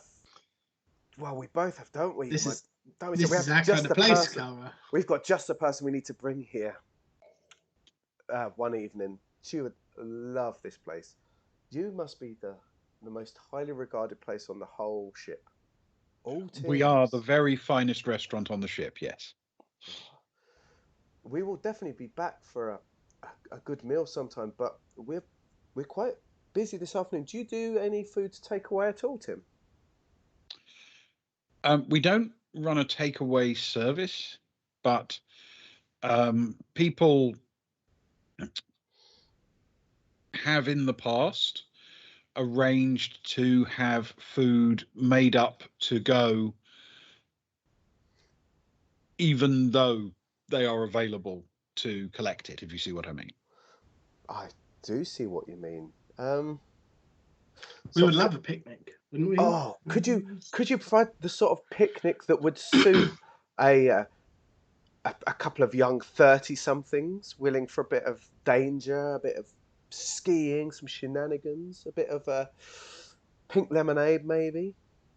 Uh, I'm sure we can put something together, yes. All of our food is grown on the ship, oh, and we take great pride in it all being produced in the humid sections of the vessel. right. It's an entirely vegetarian diet, and I'm sure you'll be thrilled with it. Is it? Are there some swampy parts of the ship? Some swampy sort of undercarriage of the ship? No, there are humid areas forward near the bridge Oh, I where know it they well. By all the where they jacuzzis and have things the like that. hot tubs and the pools, The and floofy area. The floofy area. in the floofier parts of the ship, there are sections there which are configured for hydroponic food production. Areas that would be too narrow or too shallow to really make good open spaces for passengers, but you can grow food there. Oh, that's a good question, Fitz. That it does sound delightful. We'd love some of that. She thinks for a minute. Says, "Stefan, could you drop Agnar a message? See if he'd pay for this. Put it on his card for me, please." I tell you what, I'll pick it up for now, and the next time we see him, I'll just tell him he owes us for lunch. It's fine.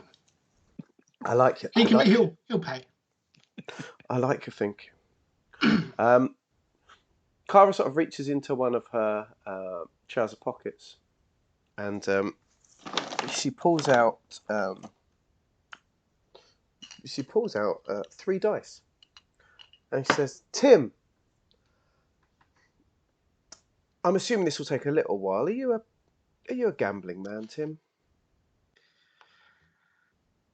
What do you have in mind? We have a former colleague who served us well, very much similar to you. I can see you've got alcoholic pumps. He was a fine barman, and he meant a lot to us. And we like to remember him quite often. And we like to toast him, and we like to change the toastmaster from time to time by gambling. But what we also like to do, you see, we never tell anyone else in the crew this, right? Is we like to involve someone else, and if they win, someone else in the crew that isn't one of us has to do the toast, right? But it's like a secret. How did I not see this coming? We sort of drop it on them when they don't know. It's So like gambling, Tim, but you've got nothing to lose. Exactly. Unless, of course, you're some omnipotent being controlling Tim, and also the other characters of the crew. Seriously, how did I not see this coming? What we do, right, is we're going to keep it simple. I was thinking, right, and are you a man who's willing? I don't like to make big bets because gambling is for the sake of gambling, right? I don't like making big money, especially with people I don't know. And just for, like, say, 20 credits a go. Literally, simple game, this one, right? We're each going to roll 3 dice. The winner gets 2 points. The one that gets the highest 3 dice, yeah? Mm-hmm. The winner gets 3 points. Winner gets 2 points. The person that comes second gets 1 point. The person that comes third gets 0. But if you have 2 dice that have the same number on it, you automatically get a -1 to your score. Right. So let me get this straight. You roll 3 dice and add all of the totals. Yeah. But if you've got a pair, Yep. you subtract 1 from your total. Yep. What happens if you've got 3 the same? You can add 2 to your total. That means that 3 the same, you add 2. That means even if you get 3 ones and you would have come last, you still get 2 points. Oh, I see. So it's not the total of spots, so to speak, you add 2. You get -1 from your total if you get from your actual score. If you get 2 the same. So the winner, whoever gets the most, gets 2 points. Yep. Whoever gets the second most, 1 point. Whoever gets the least, 0. So you could get 24. No, you couldn't because it's 3 dice. 18, 14, and 18, 14, and 3. 18 gets 2 points. 14 gets 1 point. 3 gets 0 points. Yeah. And then, but if you get 2 the same, -1. 3 the same, +2. And we'll play. You have 20 credits a hand. The lowest pays out to the highest. And then after 3, whoever's got the lowest overall score will be the Toastmaster. Okay. Let's do it. Cool. Sounds reasonable. 20 credits. Who's got gambling as a bonus? Oh, clearly Cara.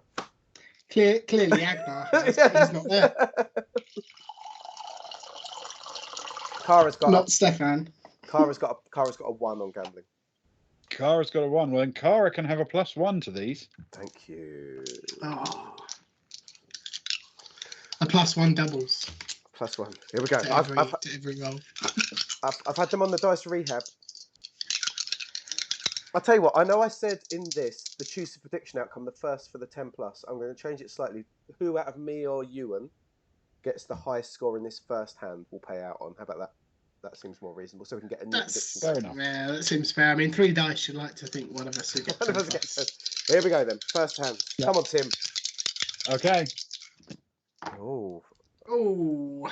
Could be top or somewhere. I've got a 13 + 1 is 14, Cara. Blimey. I got a 10. No doubles. I got a 10 as well with no doubles. A 5, a 4, and a 1. I got a 5, a 4, and a 1 as well. Ah, you guys. Twinsies. So as you drew, each of you will pay 10 to me instead of 20. Okay. I mean, that sounds perfectly fair, Luke, as the man who made the rules up. I'm just making it up as I go along. No, that makes sense. See you later, Leno. Take care, man. Thanks, Leno. Cool. So Kara's got 2. But I'll tell you what, I'll give you each 1 point, though. So we'll keep it close. Okay. So So I'm on a point at the moment. You're on a point. Stefan's on a point. Kara's on 2 points. Okay. Okay. Round 2 of 3. Oh, that's good. Oh, that's not good. Oh, that's not bad. Right. 8 with a double for me. So, but +1 is 9. -1 is 8 for Kara. I got 12. Oh. No doubles. 3, 4, 5. Oh, that's good. I've got 15 with no doubles. Oh, 4, 5, and a 6. Whoa. Much better. Tim gets a +20. Kara pays out a -20. Tim is up to 3 points overall. Stefan's up to 2 points and Kara's on 2 points. So it's all on the last hand. There we go.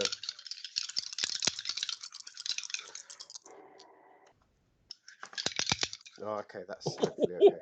Oh no. That's a stinker. Oh dear. I got a 9. 2, 3, 4. 9 for Stefan. 11, 12 for Kara. Oh, strong finish. It's good. I've got 7, and it includes a double 1. So you got a -1. So you're back down to 2. Yeah. Stefan's up to 3, and Kara is at 4. So I'm 20 credits up. I think I'll even add that. That's very important to me. Stefan, you somehow got out of there with you're just 10 credits down.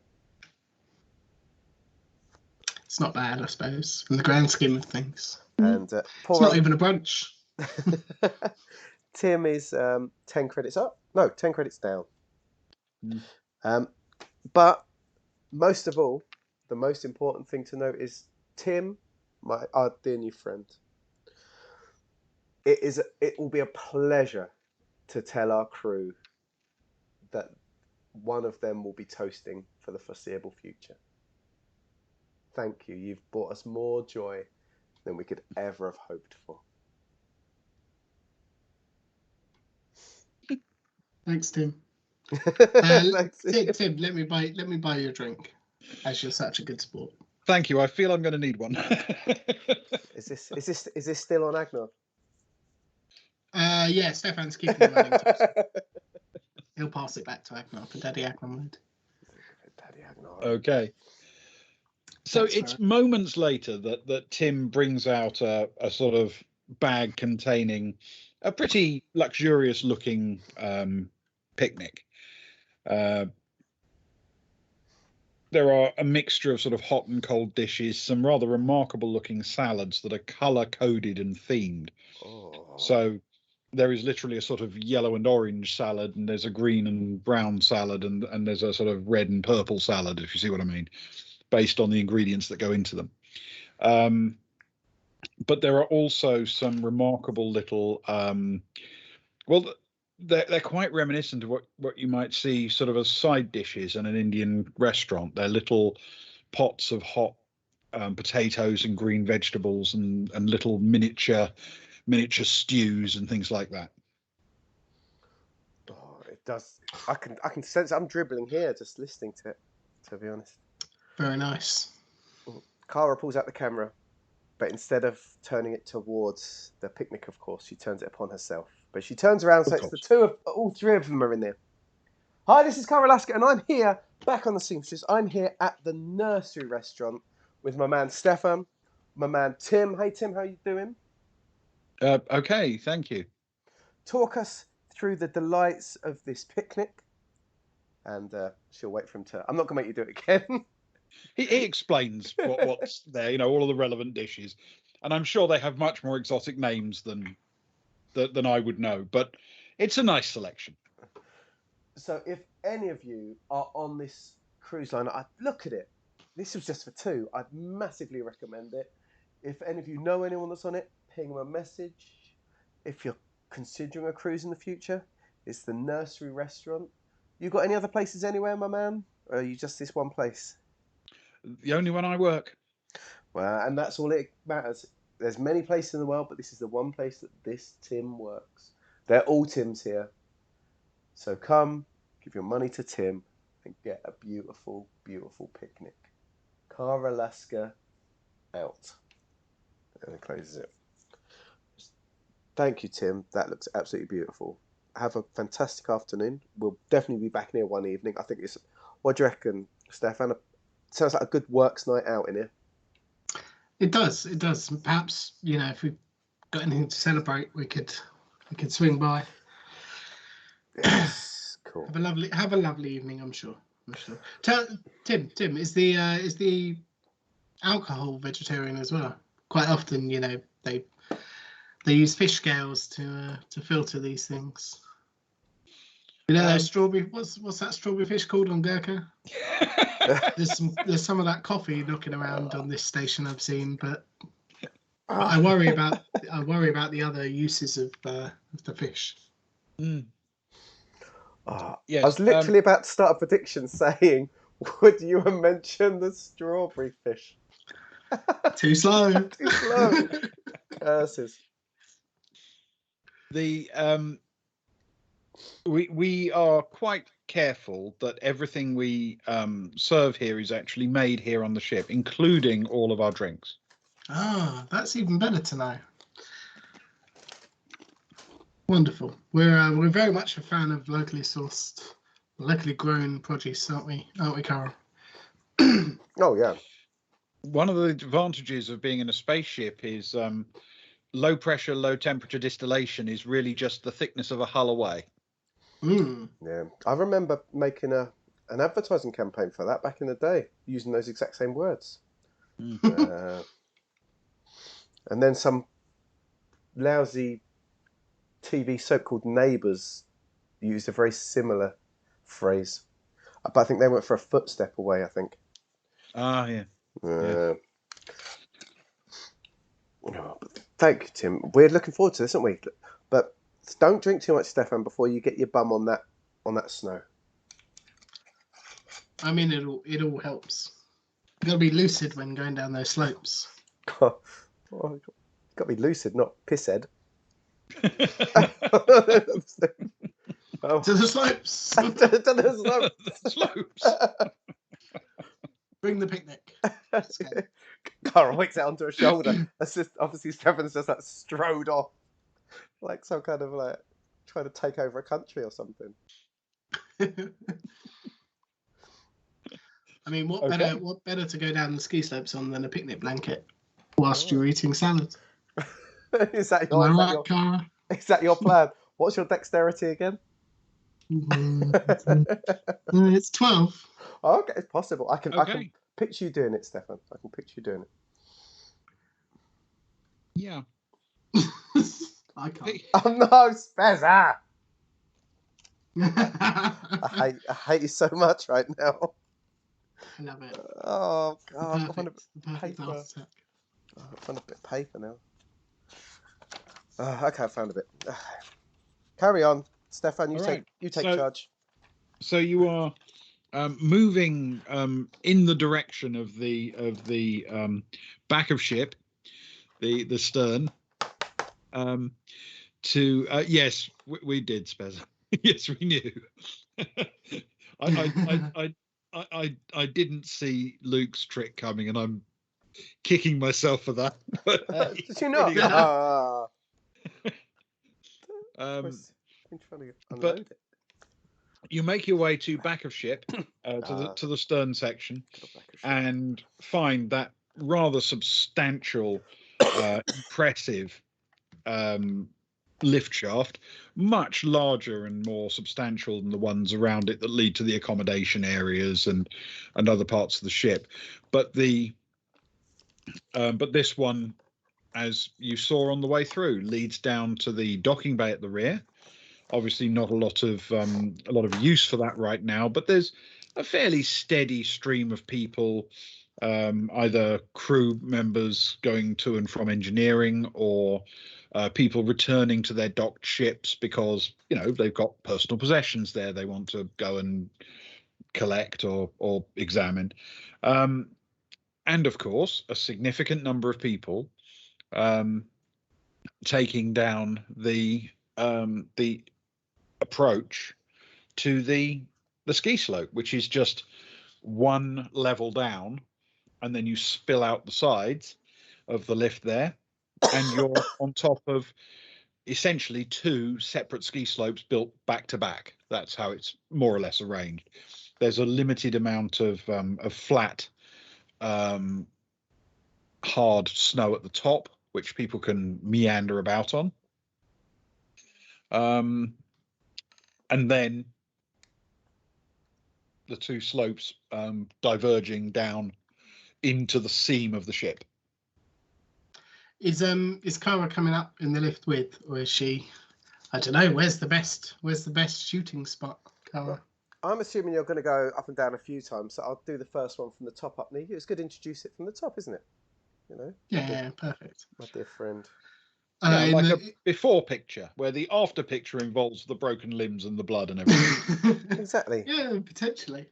Oh, I better get my dice on that rehab spot. Yep. You're gonna need them. Someone's gonna need rehab by the end of this.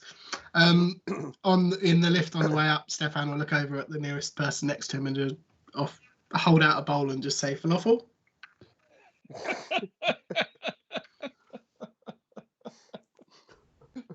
No, thank you. He'll carry on munching on some falafel. Get to the top. Mm-hmm. I assume the picnic comes with some kind of picnic blanket. If not, we're just going to have to ad-lib it. But he'll sit down on the ground and he'll hold up his bowl of falafel and he'll raise it up to Kara, back to the slope, and sort of just... Wait. Hi, this is Kavalaska. I'm here at the slopes, and this is Stefan shooting down the way. Look at him go. Go on, Stefan. Turn around, say something. He'll shout out, falafel! Right. Stefan, I need you to make an athletics dexterity check with Dex, please. Wow, well, that's good news. He rolled a 5. Plus 4 is 9. Okay. And obviously I need an art holography check with education for young Kara. Can I make it visual media? No, not for this. What was the other thing I can have? It's education plus art holography. Okay, so we're hitting a -1 overall then. She's got no holography. She's not a holographer. She's got all the other arts. This isn't just like composing a scene. This is really filming something. Really filming something. I like it. Well, yeah, actual framing and things, you know. Well, it's a -1, but with a 10, so that is a 9. Okay. So essentially, both of you net out to a 9, which means that Stefan, though he looks far from impressive, does make it intact and safely and reasonably briskly to the bottom of the slope. There are a couple of, odd bumps and tumbles and rolls on the way, but fundamentally, he makes it all the way to the bottom, limbs intact, all of his blood remains within the skin, and it's not elegant, it's not fast, but it's perfectly functional. Meanwhile, the shot that you've managed to get of this remarkable thing is perfectly adequate, but from your perspective at the top, all you've really got is him saying, goodbye and put off for some reason, and then almost as soon as you swing the camera around, you've got him perfectly framed, but of course all you're really seeing is the powder thrown up behind him as he shoots down the slope. Little bits of sort of the back of his head and his shoulders. It's not really till he gets right to the bottom and you're sort of zooming in as best you can to keep track of him that you get a more comfortable view. I don't think Stefan would regard it as his very most elegant moment, and equally, if you play it back, you're going to think, well, that could have been better. Nothing wrong with it, but it's not special. He sighs at the bottom, knowing he could have done better. Rolling his eyes a little bit. And gets the lift back to the top. While she's waiting for him, Kara's sort of going to look around. Is there anyone of note up here with me at all? Any sort of randoms? Any interesting characters? You know what? Make a survival check. I'm going to make... Oh, no. I don't want that. I don't want that interesting a character with scars and a snarl on their face. Okay, I've got a 0 on it. Okay. You can add intellect to that. Oh, can I? Okay, that's all right then. 6 plus 2 is 8. Okay. 1 second. That's okay, because I need 1 second to finish off Stefan. I'm quite proud of this one, actually. Sorry, I know this is ridiculous, but I've got to look up the notes that I made. Hang on a sec. While you're doing that, here we go. Here's Stefan sliding down on his blanket with salad spraying off in all directions and shouting falafel.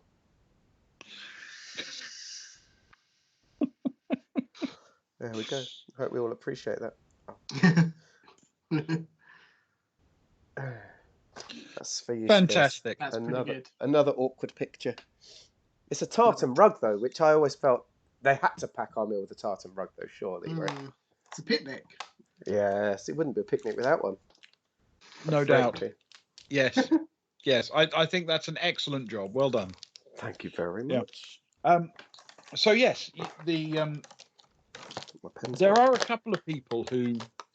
I don't know, you're glancing around, you're sort of looking for anything that appeals. There are 2 things you spot. One is that Kat Aralesti appears to be here. She's just emerged from the lift shaft opposite you. Kat has arrived. Now, she is impeccably dressed in a sort of bright blue ski suit, which is immaculate, the kind worn by very competent skiers, and is carrying her skis like she knows what to do with them. And in the same lift, there is a young, fairly scrawny man who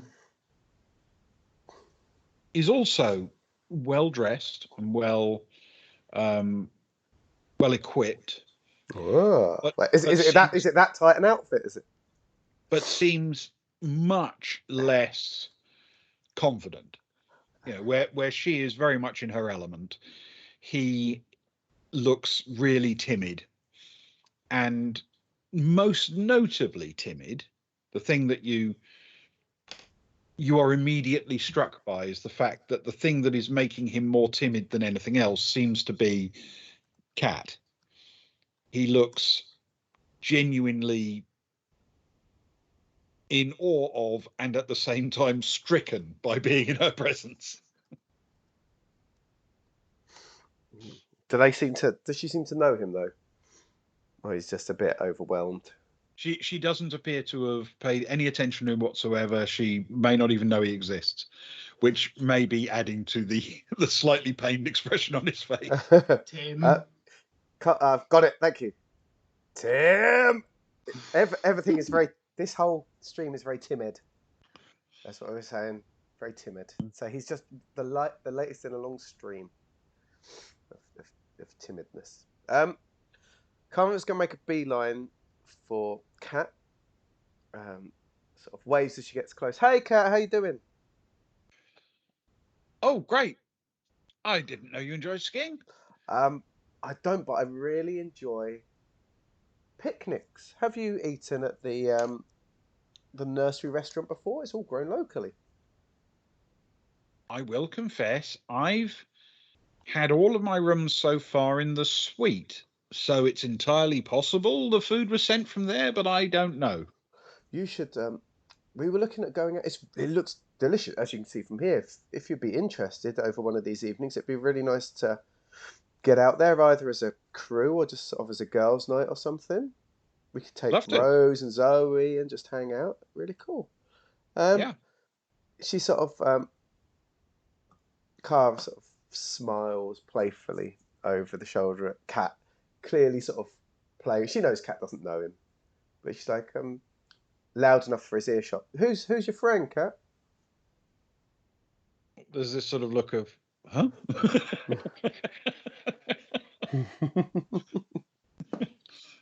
Oh, the what? Who's watching how with huh?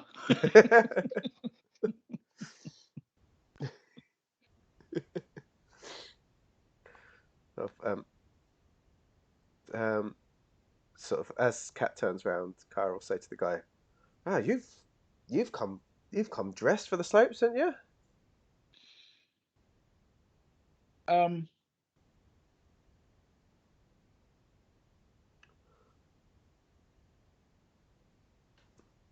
Okay, roll a persuade check for me, please, with social. Ah, you're talking my language. Okay. Just as well, because it's a bad roll. +3, 8. 5 + 3 is 8. Okay. He freezes like a deer in headlights. Sort of looks at his toes and seems suddenly really embarrassed to be alive and exist and in this space. Oh man.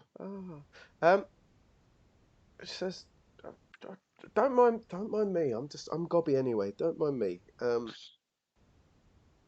It's a delight to see people. Have you skied on these slopes before, mate? Yeah. Would you? I'm a vlogger. You won't know me.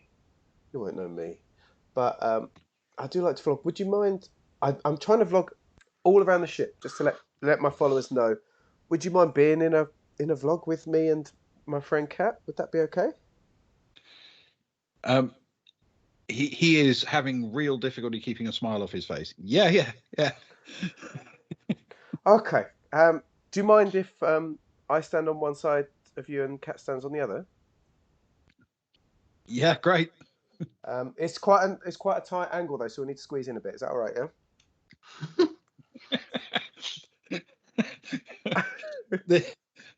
You're making this guy's day, right? Yeah.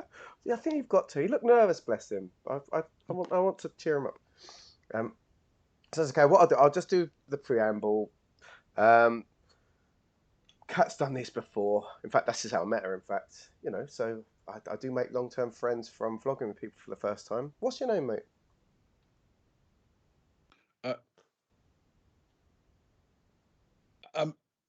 There's a sort of brief moment where you think he actually might go so far as to forget it, and then finally it takes him a moment, but he spits out Dalius. How are you spelling? Right, Ben. I'm not going to ask him how it spells. Ben, how do you spell Dalius? Delious. Delious. I'm not. Poor lad. He's probably lost track of how to spell it. She'll say, it's nearly delicious. It's short for Dalius. Short for. Is that just with a fid on the front? Yeah, just a fit on the front of Dalius. Yeah. Fiddy. Can I call you Fiddy? Sure. Okay, cool. Fantastic. Okay, here we go. Let's get the angle right. We need to be pointing down the slope. We need to get a bit of the inside. It needs to be looking good. Okay, everyone squeeze in. Hi, this is Carol Lasker. I'm here on the slopes of the Seamstress. You may have just noticed my friend style his way down on his tartan blanket, but I'm here with two beautiful people. My friend Kat. How's it going, Kat? You're looking Wonderful. Good. Loving the day. Have you been down this slope, or is this your first time this trip? This is my third visit this trip, and what'll this be? About 10th or 15th go today. Now, see, this is a professional. This is why I love her so much. With us is our new friend, Fiddy. How you doing, Fiddy? You doing good? Yeah. Is this your first time today, or you've been up and down a few times already? It's at that point you realise that he's glancing across and calculating, and he says, 10 or 15 times today? And she sort of playfully smiles at him and says, Have you been following my friend, Fiddy? Sort of He joke, yeah, turns sort of bright joking, red. sort of nudging, that sort of joking nudges sort of thing. So he turns bright red, you say? Yeah. Oh, don't worry, Fiddy, I would too. She's a beautiful woman. Look, you crazy kids, go and enjoy the snow. Have a fantastic time. Cat, I'll see you this evening. Let's hang out. Let's get some drinks. Let's have a good time. Fiddy, if I see you around, don't be a stranger. Come say hello. If I'm at a bar, you're always welcome. If I'm somewhere, you're always welcome to say hi, whether I'm with my friends or not. Yeah, we're friends now. Yeah, Fid, you good? Yeah. Cool. Right, off you go, you crazy kids. Have a wonderful time. This is Cara Alaska, signing out. You watch as Kat walks off towards the top of the slope with a cheerful wave and a smile, and she throws her skis down, and they start to just very, very slowly slide forwards towards the edge. She pretty much hops into them while they're moving and goes, nose into the wind, straight down, legs bent, perfect form, carving and cutting her way all the way down to the bottom. And it's, she's good at this. I mean, she's a very dexterous, very agile sort of person anyway, and this is her hitting zone. And poor Fid,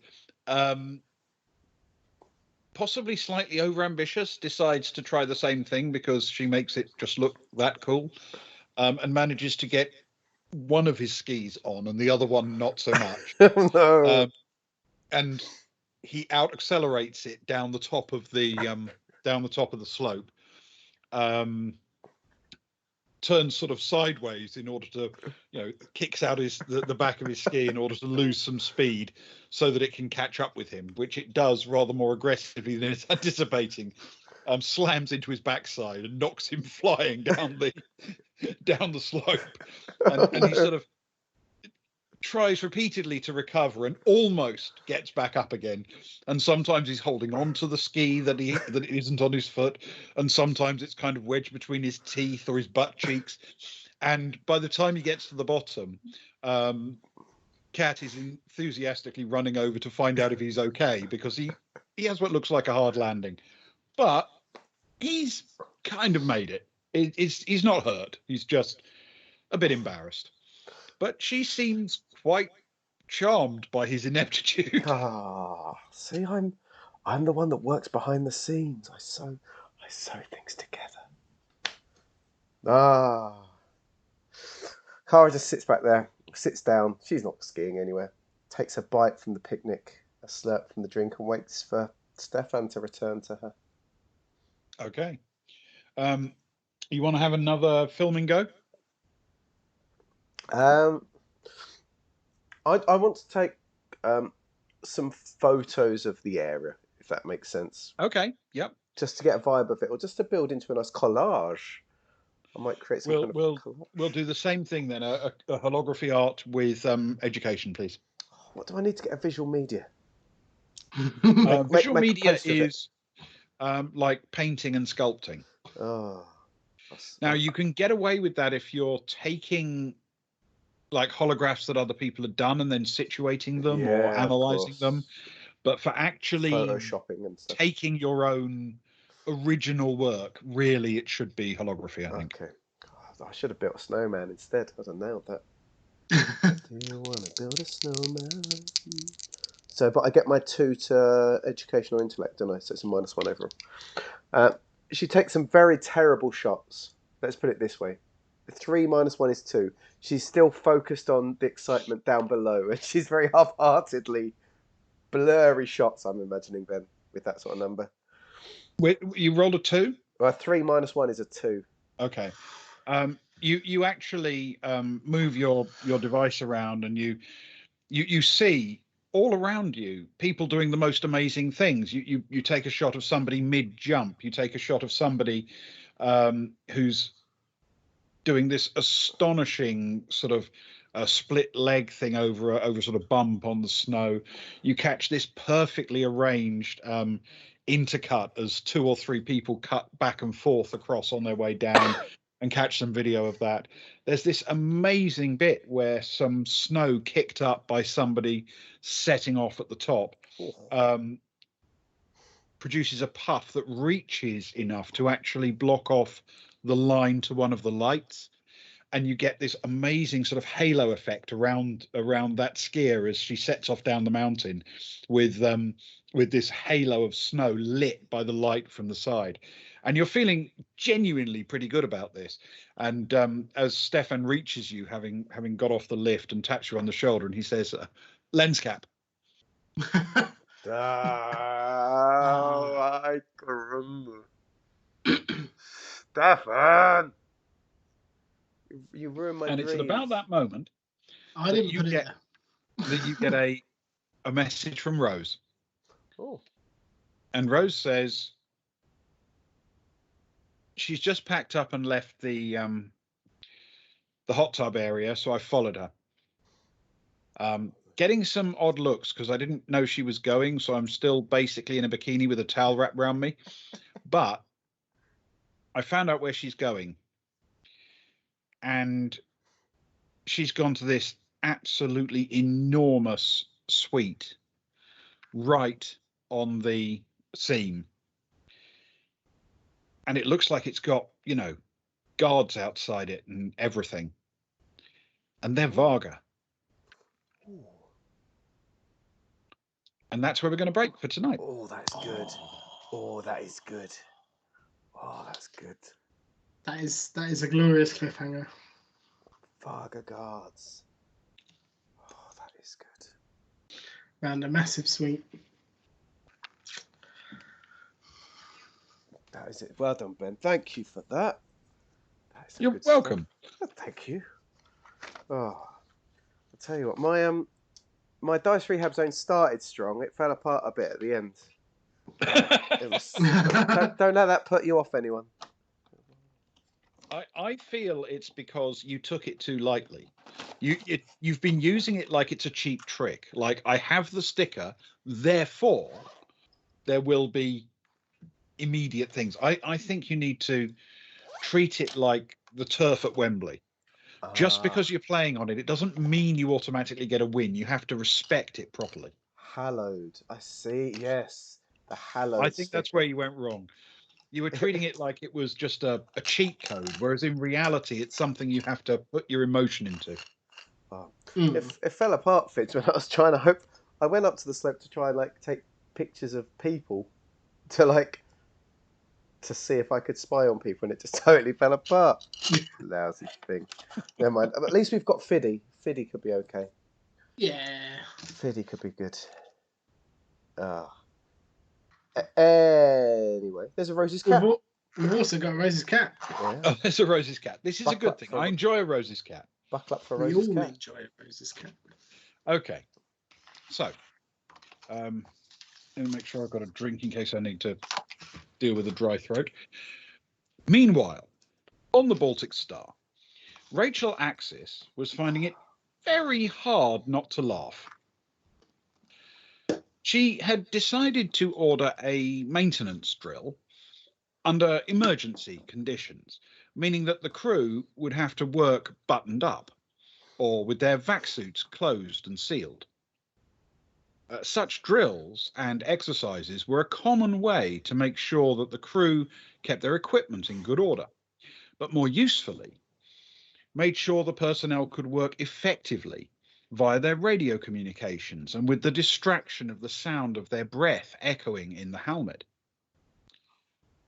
Either of these would have been an excellent reason to order the drill under emergency conditions. But neither of them were the reason she had done so. The reason she had ordered it was because her attempts to find an effective way of extracting a playful kitten from inside the top of the helmet housing on her back had proved fruitless. More importantly, her gymnastic, arguably balletic, attempts to dislodge the cat while waving her arms back over her head had been witnessed by Kron Sarama, her deputy. Sarama had found it very funny, and Caboodle, Rose's kitten, seemed to have enjoyed it as well. For this reason, Axis had waited until the cat was comfortably curled in the top of Sarama's helmet housing before she ordered the emergency conditions drill. The two of them were now working side by side, following the procedure and checking each other's work. In most ways, the experienced engineers were almost indistinguishable. Not just the vac suits, but the precise, careful, and rapid movements of their hands, closing the contacts, working the checklist, calling out each step to each other. In most ways, they were identical, but not always. Kron Sarama was working with his nose pressed very firmly against the inside of his helmet's visor, firmly enough to make his nose appear to have a flat front. Of course, Axis made no comment. In just a few minutes, they finished the checklist. Normally, they would now end the emergency rule, unbutton the vac suit, and carry out a quick debriefing without the suit sealed. Axis, this time, however, began conducting the debrief without authorizing the end of emergency rules. She also conducted it very slowly. Normally we plan Sarama after. appeared uncomfortable Yes, for some So reason, we're interested. but he would never Yes, admit the I reason highly his recommend face was Foundry. pressed against I the do visor. too, and I don't use Axis anywhere near as respected many of that. its features as Rob She watched does as Caboodle's for his tiny games. head appeared from around Sarama's neck, But it is, and with is a great wonderful diligence platform. began chewing on I his highly earlobe. recommend physical dice. Yes, Axis respected Sarama's fortitude. Wouldn't make her speed up the debrief, though. There you go. Oh. Sorry, Spez. I didn't think I should have done. I wasn't saying anything for the mic. Sorry, that's a weird quirk of it. And look, basically, you've taken my two favourite characters who never agreed to come on missions with us. And written a spin-off. Yeah, I'm all in though. Perfect. I'm all in on the Kron Sarama and Rachel Access vibe. Can I? But I'd like to change my character to Caboodle so I can spend more time with these guys.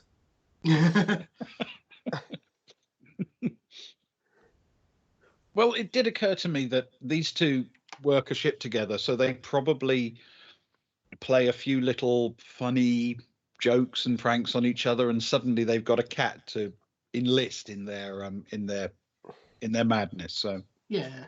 Nice. Oh, Caboodle is such a naughty kitten, Spez. You're absolutely right. A cheeky, naughty kitten. Caboodle is an enthusiast. Caboodle wants to be around people and wants attention and stuff. So if that's naughty, that's great. I enjoy a kitten. I hope Caboodle hasn't forgotten Rose, or she's been away. Oh, I don't think kittens think that way. Oh. Let's hope not. No, of course, Galileo is the new Caboodle, the real life Caboodle. Yeah, Real life Caboodle. Ah, yeah. It is wonderful. I've always loved cats, and obviously kittens are intrinsically adorable. I mean, they're akin to cats, aren't they, really? Yes. Yeah. Ben, what are we doing tomorrow? Ah, yes. So tomorrow we are doing the second part of our entirely one part, definitely going to be completed in a single session game. Oh, you mean that As is 90 minute game that you told us about? Exactly, because clearly the people who wrote this book back in 1983 or 4 or whenever it was, that it's not just they hadn't met you, more importantly, they hadn't met modern role playing where people actually do play characters and what have you. Their idea of role playing was, okay, I'm a dwarf, now I'll go and kill things, rather than have some interaction and things of that nature. So yes, tomorrow we're going to do the second half, we hope. It could be the second third, but let's hope for the second half of The Wishing Well, a fighting fantasy original adventure from the very early 80s, which we're doing as a sort of one shot for One Shot Winter. So we'll do that AKA tomorrow evening. AKA the Ballad of Adele Guns and Whimsical Jones. Oh, it's a good title. It's a good title. It is a good title. Dear friends together on a quest. And it does feel like a ballad now. It does. Add a Red Hood. He's got buckled shoes. We come from West Northernville Townland. That's true. Yeah. It's why you never get your post, isn't it? Yeah. 'Cause that made me laugh. who every time takes you said post that. there? Who can remember to write that on an envelope? We only slaughtered. I was very upset that you slaughtered the Especially when mermaid. so few people can write. The mermaid was Indeed. the mermaid was the most important person in my life, and he brutally slaughtered. I mean, that's what makes it a ballad. To be fair, the inclusion of the mermaid and Guns' girl that he's sweet on back in the town. I forget. I don't even think we came up with a name, did we? Just threw it out there. It's canon. That and the mermaid make it a ballad. in my humble opinion. And the bearded man who eats nuts. That definitely makes it a ballad for me. Every ballad needs a weirdy beardy with nuts. I get the feeling that if you're confronted with an old man with a beard who lives on nuts, you could probably say there's a country song coming at some point. Yeah, definitely a country song. Yeah. Was it? Sure. I'm probably going to get this wrong, but was it C6 Steve who had the very best album title I've ever heard? He created an album which I think was called "I Started Out with Nothing and I've Still Got Most of It Left." That sounds exactly like the sort of song he would do. Yeah, that certainly does sound plausible. That was a really superb album title. I love that. It sums up his vibe, really, doesn't it? Perfectly. Yeah. But yes, that was. It's not generally my genre of music, but I do admire a good title. I enjoy a good turn of phrase, shall we say? Yeah, and that is a very good turn of phrase, especially for a man who only has 3 strings on his guitar. Just the equivalent of something along those lines. Yeah, he's lovely. So that's tomorrow. Sunday is more Until Dawn, which I'm very on edge about. It's a bit too scary for me. I'm very, very much looking forward to each and every episode of Until Dawn. No, I'm not guns for this, Vince. That's what's so confusing. It's like when we played the Halloween one shot, and I was quite drunk because I was still COVID, and I was Ben, which just confused me the whole night. Every time he said Ben, I was like, what? I might Ben. I think that added to the confusion. So I was Ben. No. And Ewan was Guns. You stole whatever it was first from the canon that was our chat, and then I was like, oh well, I've got to go with something equally. I'm whimsical equally Jones. Canonical, and I went with Guns. Of course. And so here we are. Makes perfect sense. I'm Whimsical Jones. He's Adele Guns. Yeah. I like to think he's named after Adele Beckham Jr., the American football player, but I can't think of any other Adele. Odell, anyway. Maybe. Not Adele. You're a secret American football fan. I love it. So Sundays Until Dawn, which is scary. We've now got a clown man, a creepy creature man, and some weird. Oh, I didn't enjoy the board. I never enjoyed. There was definitely a creepy girl figure in the background of those shadows, Ben. At one point, I don't know if you spotted it. I wasn't very happy at that point. I think it's going to be fun, and hopefully it will keep ratcheting up the tension as we go, because bits of it early on seemed a bit like silly jump scares, but as time's gone on, we've seen more and more actual threat come in, and I'm thinking this is getting better and better. I'm still holding hope for my Sam to make it all the way. I'm gonna do all my best to get Sam all the way through. All about Sam, innit? Quite frankly. Oh, you cut out. Are you still here, Ben? It's all gone quiet. You still here? We got quiet. Hello? Hello? Am I still here? Is Ben gone? Are we going to finish the stream now? Hello? What's going on? Are we gone? Have we gone? Oh, I missed it. Have we gone silent? Have we gone silent? Hello? Is Ben gone? Are we going to finish the stream now? Hello? We can hear. Is it just I can only hear myself? Is everyone else talking, or is it just me? You're the only one. Okay. Shall I finish the stream? We'll talk about everything else. So that's that. Next week, Travelers could be different because I've got a cricket dinner on next Friday, so we're going to bump Traveller to Saturday next week. But we'll talk about it at the time. And Ben and Ewan will do something cool on the Friday, which is between them, I guess. Oh, it's all. That's why the chat's died. Okay, we're going. We're going. We're going. We love you. May peace be with you. Look, oh dear, your call has dropped.